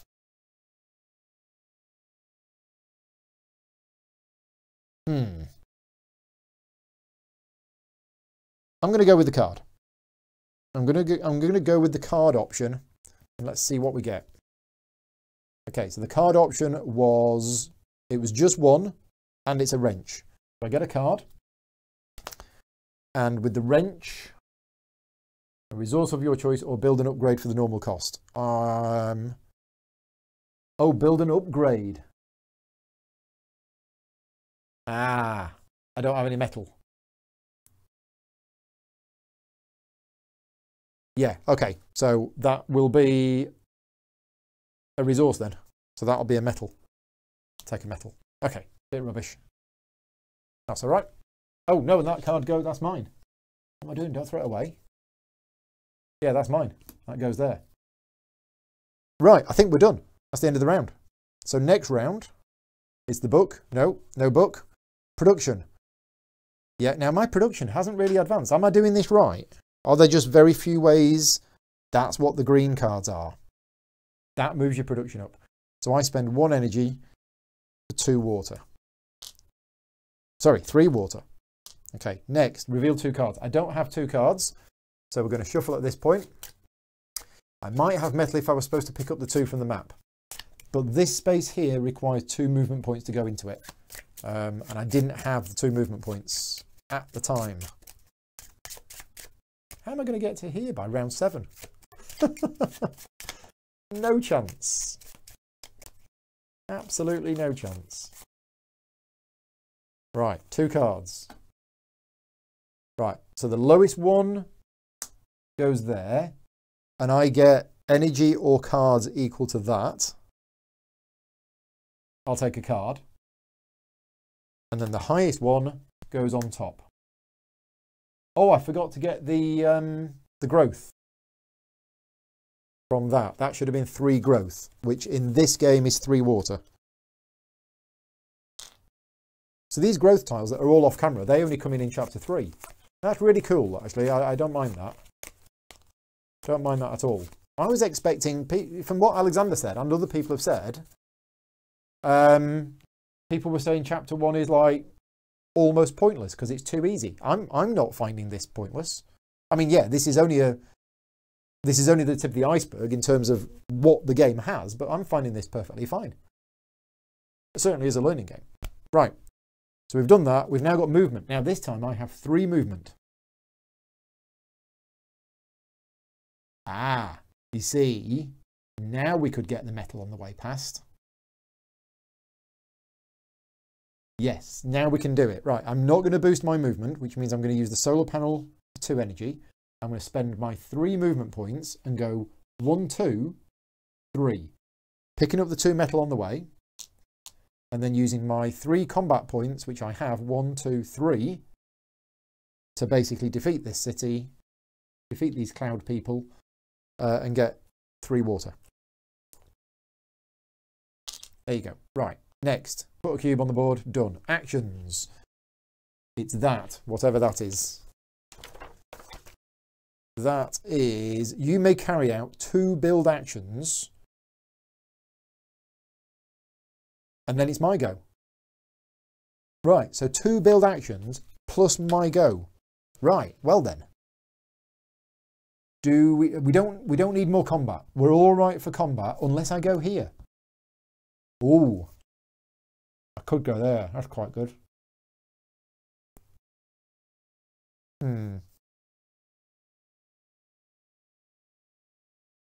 Oh, let's have a look at what we've got here. We've got this. It requires 13 water. 1, 2, 3, 4, 5, 6, 7, 8, 9, 10, 11, 12, 13. Yes, done it. Right, we're going to play this care package. Costs 13 water.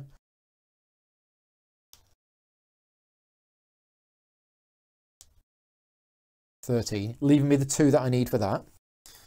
I immediately get 10 points. I go up to 12. And I immediately advance twice on the production track. Once, twice. So I've crossed this line here. So I get 2 project cards. That's a little bit like Expedition to Newdale. That bit is.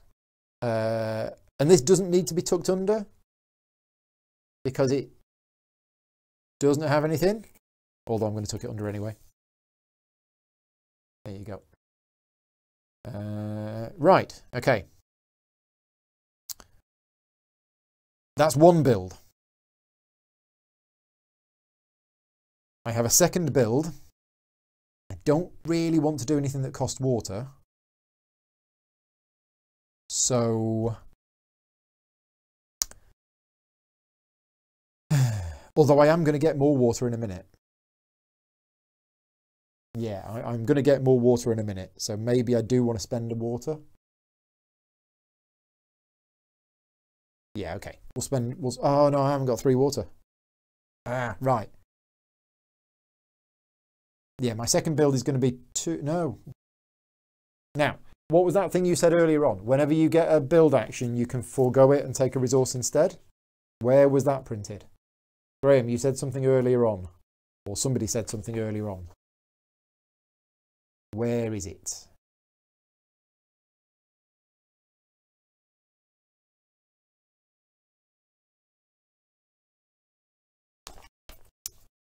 I think you said it was in the rule book, but it's not clear. Yes.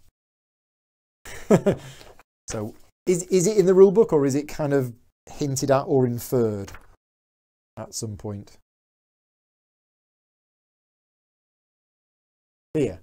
Any player who cannot or chooses not to carry out a build action instead takes 1 resource of their choice from the general supply instead.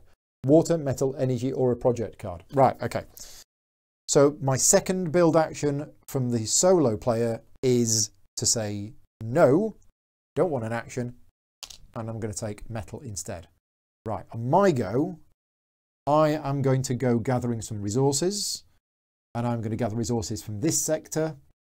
And I'm going to choose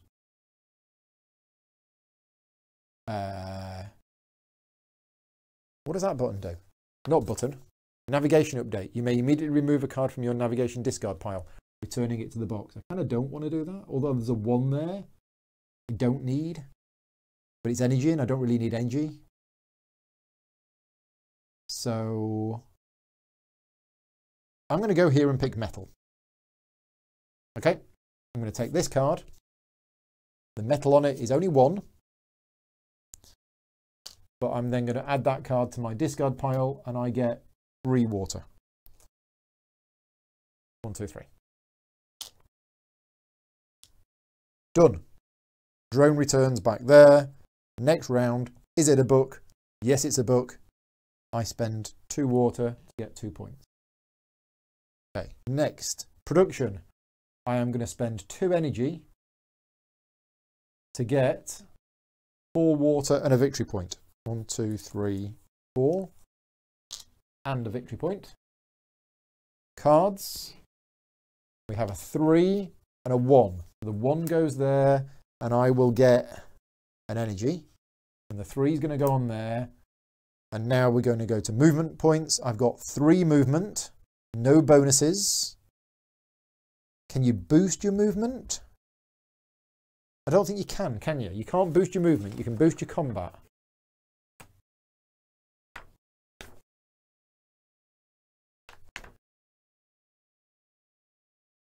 Oh yeah, you can, by this. So if I wanted to, I could move 4.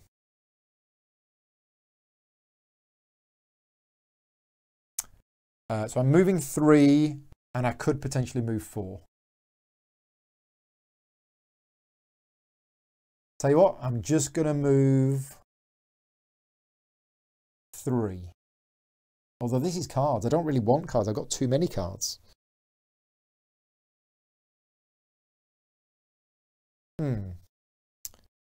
So yeah, 1, 2, 3. Going past there and getting a metal on the way. Okay, and then combat. I have 3 combat points, so I get 3 project cards. 1, 2, 3. I'll put a cube on there. Okay, done. What project cards have I got? Loads. Right, dummy player's turn. So the dummy player, I can choose from either 1 or 3. I think this is right. You can buy cards to boost your movement. I don't think you can. You can buy cards to boost your combat, but I don't think you can buy cards to boost your movement. No. No. The only thing you can do to boost your movement is to use your solar panel for movement. And if you don't, you get 2 energy. Ah, I forgot to add me 2 energy. Yeah. Right. I got a bazillion project cards now. Pity I can't throw some of these away.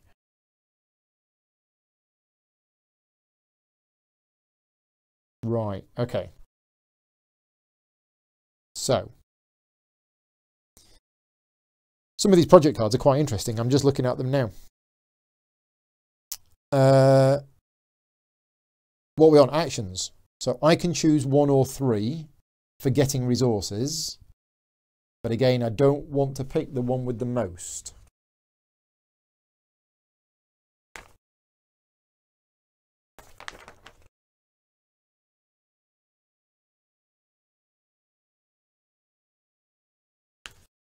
So I'm going to go, I'm just going to choose metal from here.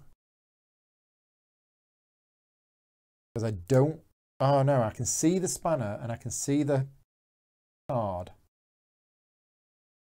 I can see it on there as well, and I can just about see it on there as well. So no, I'm going to go metal here. So this gets removed from the game and I get 1 metal. Oh, and there is a card. It's there. Nice. So I get a metal. And I get the ability, don't I? Solo. Sorry, I'm having to keep checking this, but I keep forgetting. You do not add it to a navigation deck. You do not get new growth. And if you choose the largest region, you get nothing. But I do get the bonus action. Yeah, I get the bonus action because it was 1. So I get to remove a card from my discard pile out of the game. Okay, I'll get rid of a 1. 0 is still in there. Right, and then it's my go. Do I want to build? Or do I want to get resources? Well, I've got so many cards here. I think at this stage I'm going to build. If I go there, I'm going to do 2 builds. The first one is this green card here, which costs 3 water. And I'm going to ditch another project card, which is going to be that one. And that gets me 1 move up on here, which gets me 2 water for passing there. And gets me 2 metal.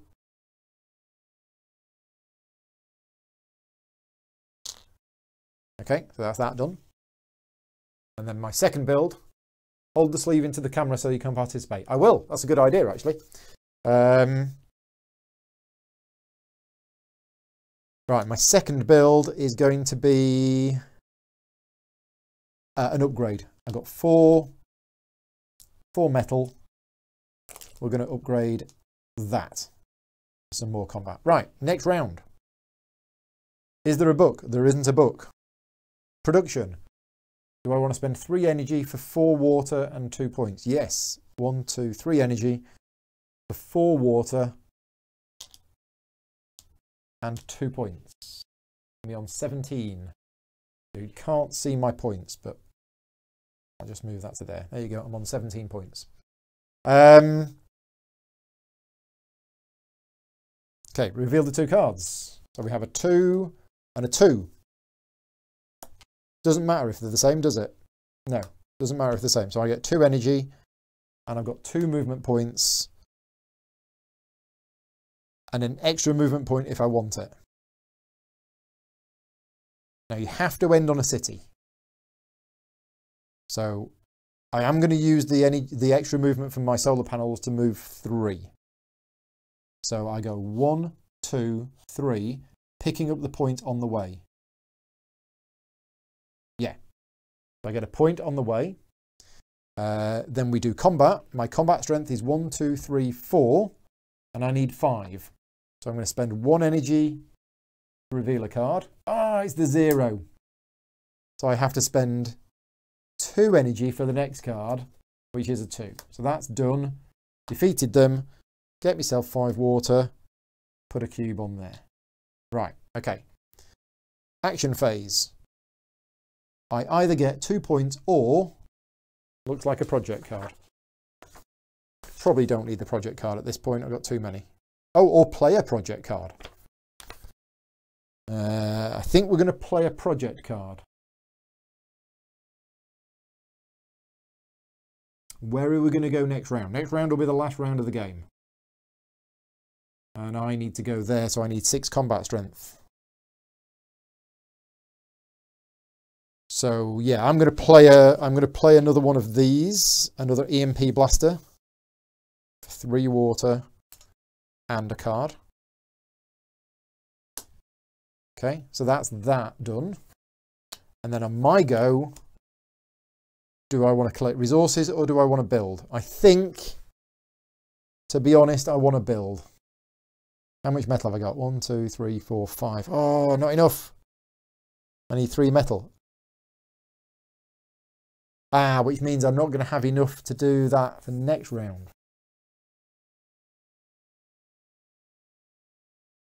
Okay, I think I'm going to go here. So, he said hold it up to the camera. So this... Oh, that says Lord of the Rings Journeys in Middle-earth. Forget that. Just get rid of that a minute. Where is the text? Where is the text? There you go. Right, okay. So we've held that up. That's where we're going to go, if you can see it. And I'm tempted to go for metal. Is it focusing? Come on. Why is it not focusing?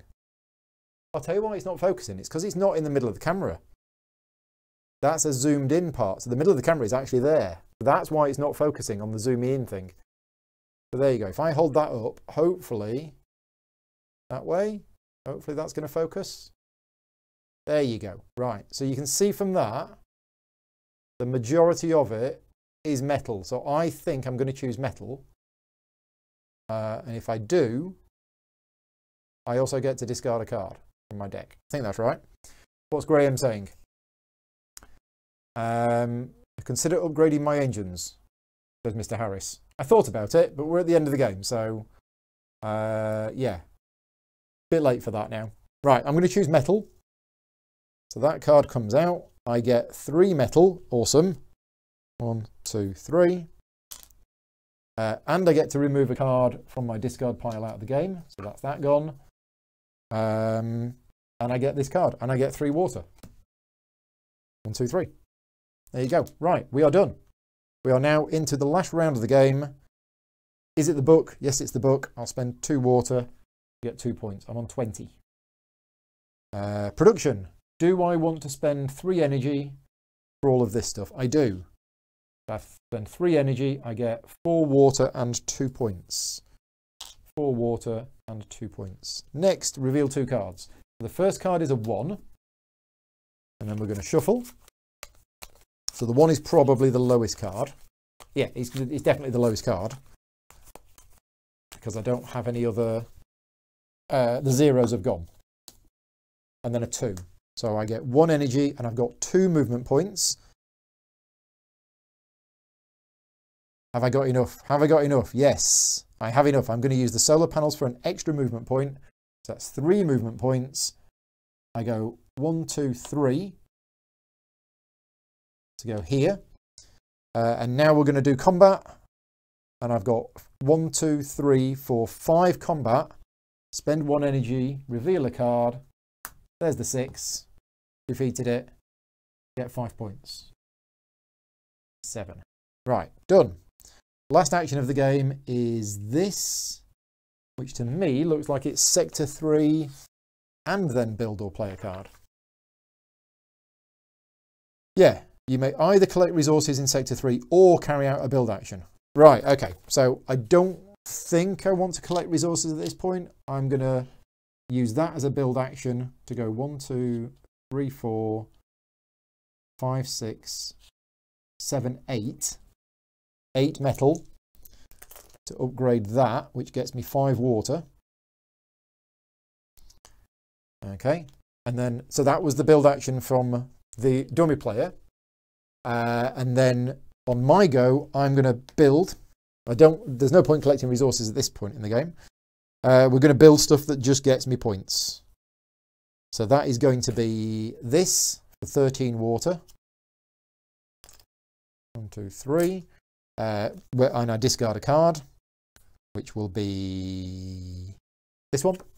It gets me 10 points immediately, put him up to 37.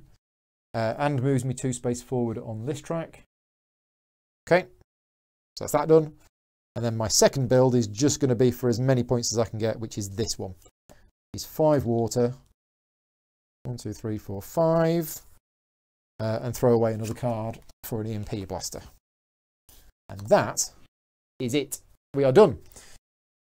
Right, so end of game scoring. All players produce in accordance with the normal rules at the end of the game. Oh, right, okay, yeah. Except I haven't got enough energy. Ah, rats. I mean, you can do a lower one, but there's no point me doing it, I don't think. Okay, so, yeah, all players produce in accordance with the usual rules. Oh, and then all players carry out 2 build actions. So actually, me spending all my stuff early, yeah. That was a mistake.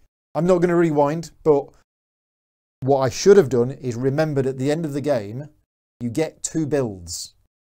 So what I did is I spent all of my resources at the end thinking I wasn't going to get to do anything else. But actually you do. You get 2 more builds. So what I should have done is I should have taken resources on the last move that would have actually got me some extra stuff that I could have then used for that. Okay, so that was my bad. But that's fine. Yeah, not quite got enough. Right. Count up all of your grey victory points and score them on the victory point track. Okay, so anything. So that's basically 11. It's interesting here. Oh, yeah. Yeah, this is interesting because these have actually got victory points printed on them. But I know you don't get that. That's only when you flip them over.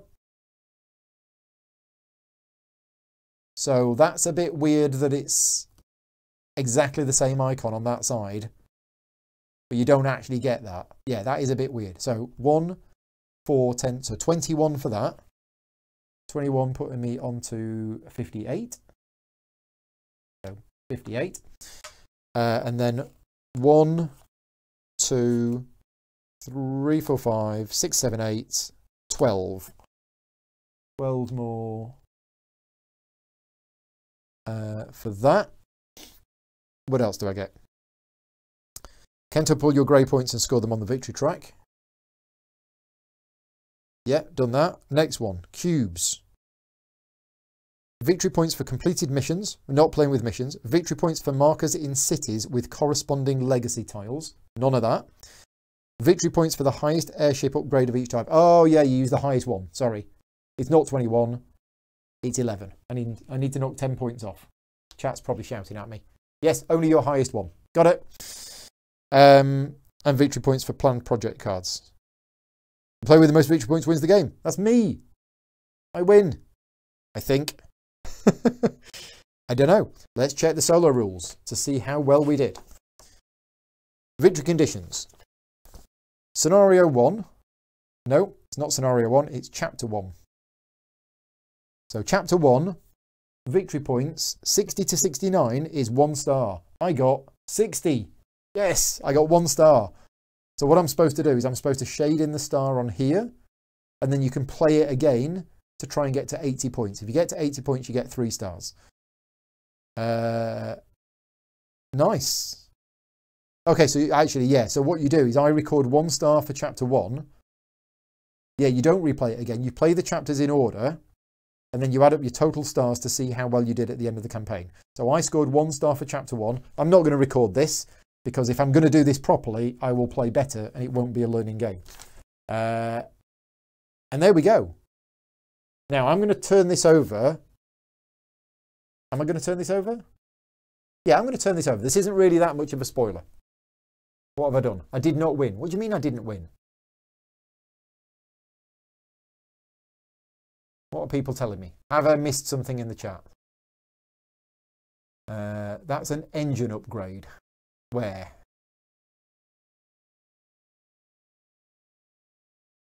What do you mean I didn't win? I got 60 points. 60 points is 1 star. I did win. Yeah, I think I did win. It still counts as a victory if I get 1 star. Anyway, at the end of chapter 1, so mission cards, new project cards, and an additional game board await you in chapter 2. So it's hinting at what's going to be in chapter 2. So chapter 2 uses an extra board. So you go to 4 boards instead of 3. We use the mission cards that we didn't see at all. So yeah, this is only the tip of the iceberg with this game. There are mission cards, which are these. So you have missions to do.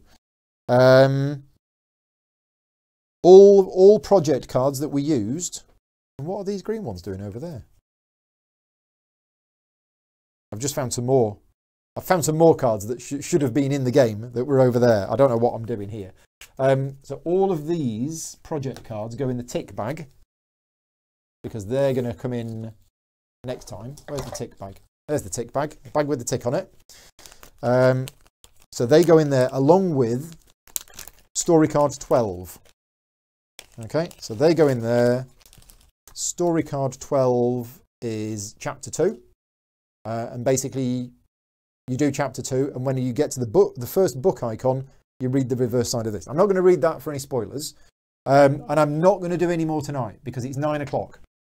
Right, I will be honest with you. I didn't have that many problems with the rulebook. Now, I know I was fairly critical of lots of things in the rulebook.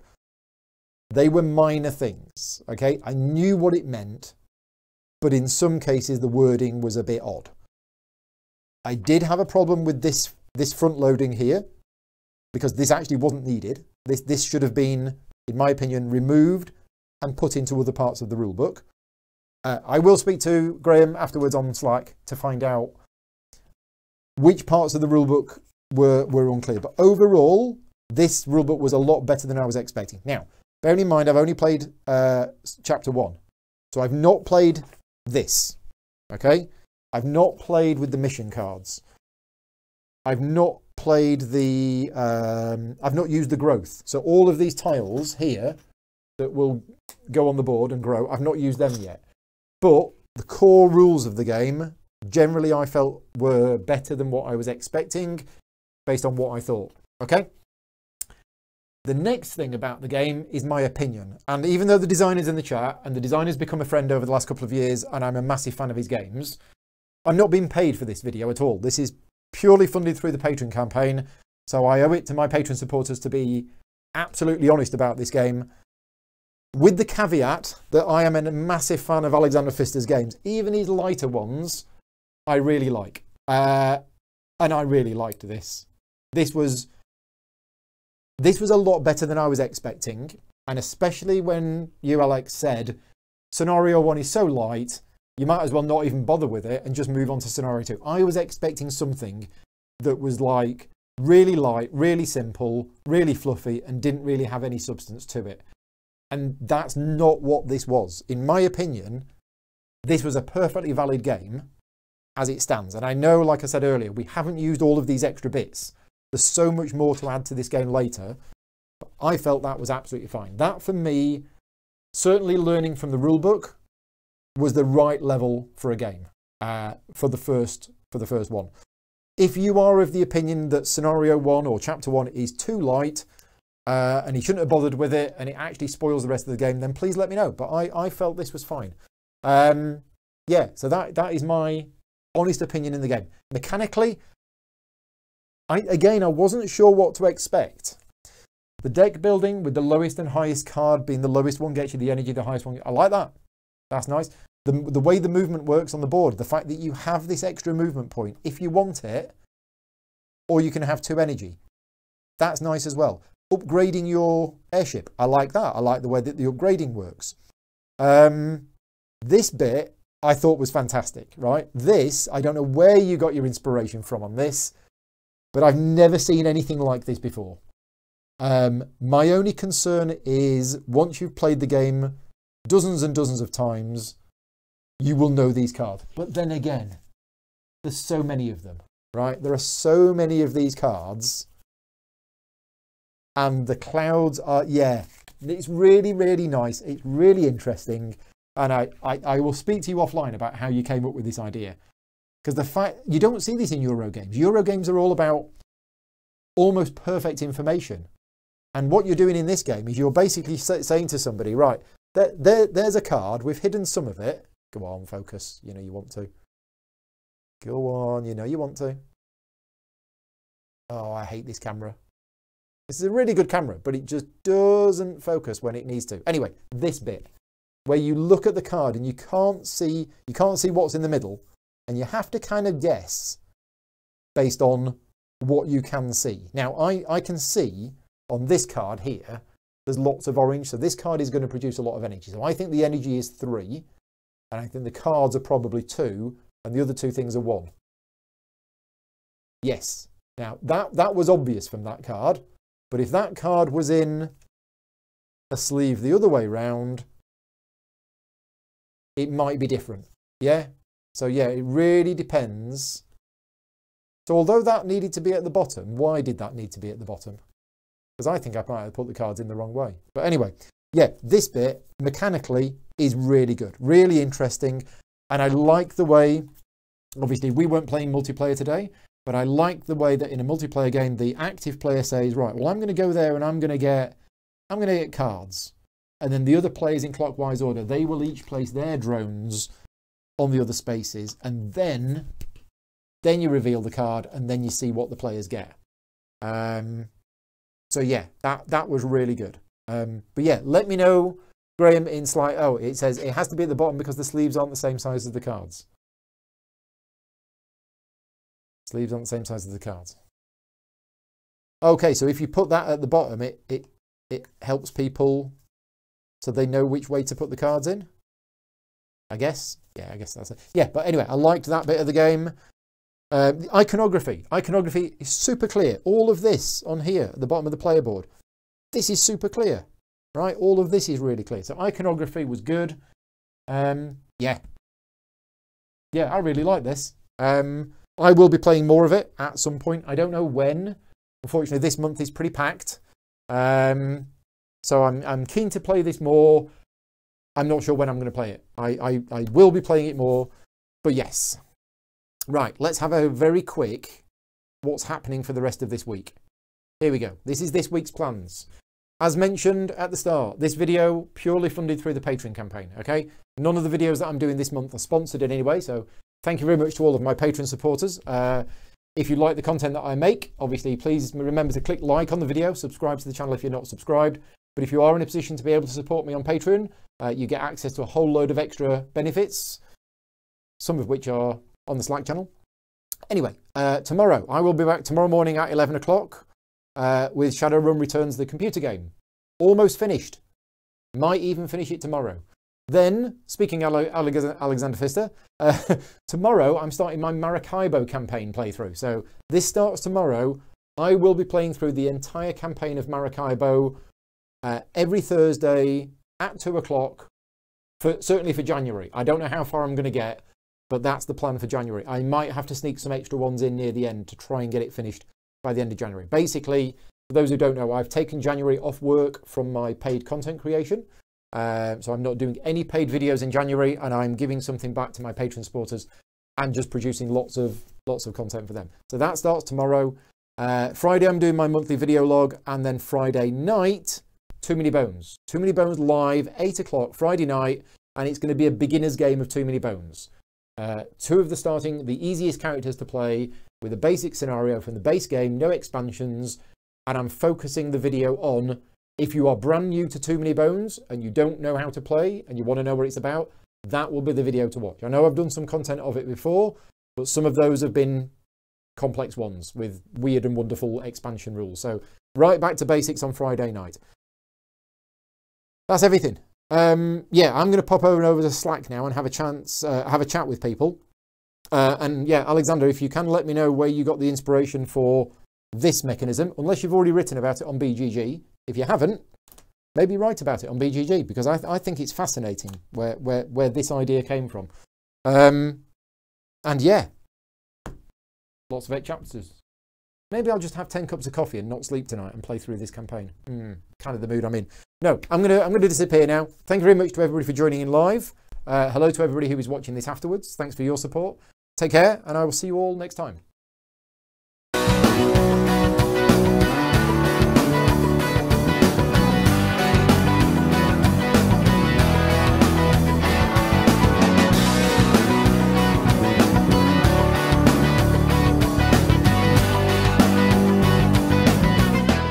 Gaming Rules is proudly sponsored by Game Toppers, upgrading your gaming experience. Visit GameToppersLLC.com.